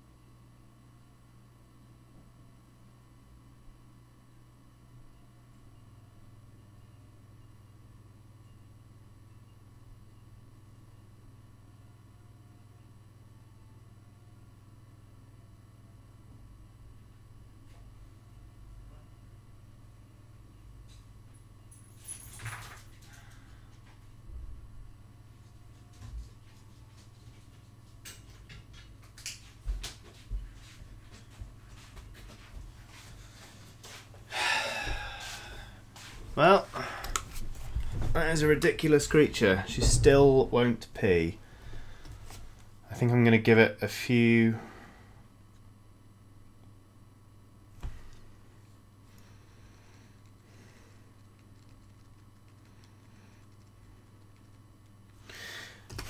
Thinking about maybe taking the dog around the block on the lead. Because when she is on the lead, she knows... Don't dye his beard, I saw that. When she's on the lead, she's probably... I think that'll probably do it. Yeah, you know what? I'm sad to end the stream here, but I think I'm going to have to because my dog won't have a piss. So, yeah, I got some way with these. I'm kind of pleased with it. All I did really was paint their skulls and weapons, but, you know, it was a bit of fun for, oh, bloody hell, 3 hours on a Sunday, on a bank holiday. So hopefully you enjoyed it. Thank you very much for joining me, actually. There are 57 of you watching, which I think is really, really nice. Oh, not 3 hours, 2 hours and 18 minutes? Is that right? I said at 5:30. No, that's 3 hours. Shut up, YouTube. Anyway, I think I'm losing it. So yeah, gonna go walk the dog, make sure she has a wee, and then I will do some more painting. I will probably paint, like, post pictures or something when these are done. So yeah, thank you again for joining me. I will let you know when I'm doing this again. And yeah, that's about it. Bye. Bye. Bye. Bye.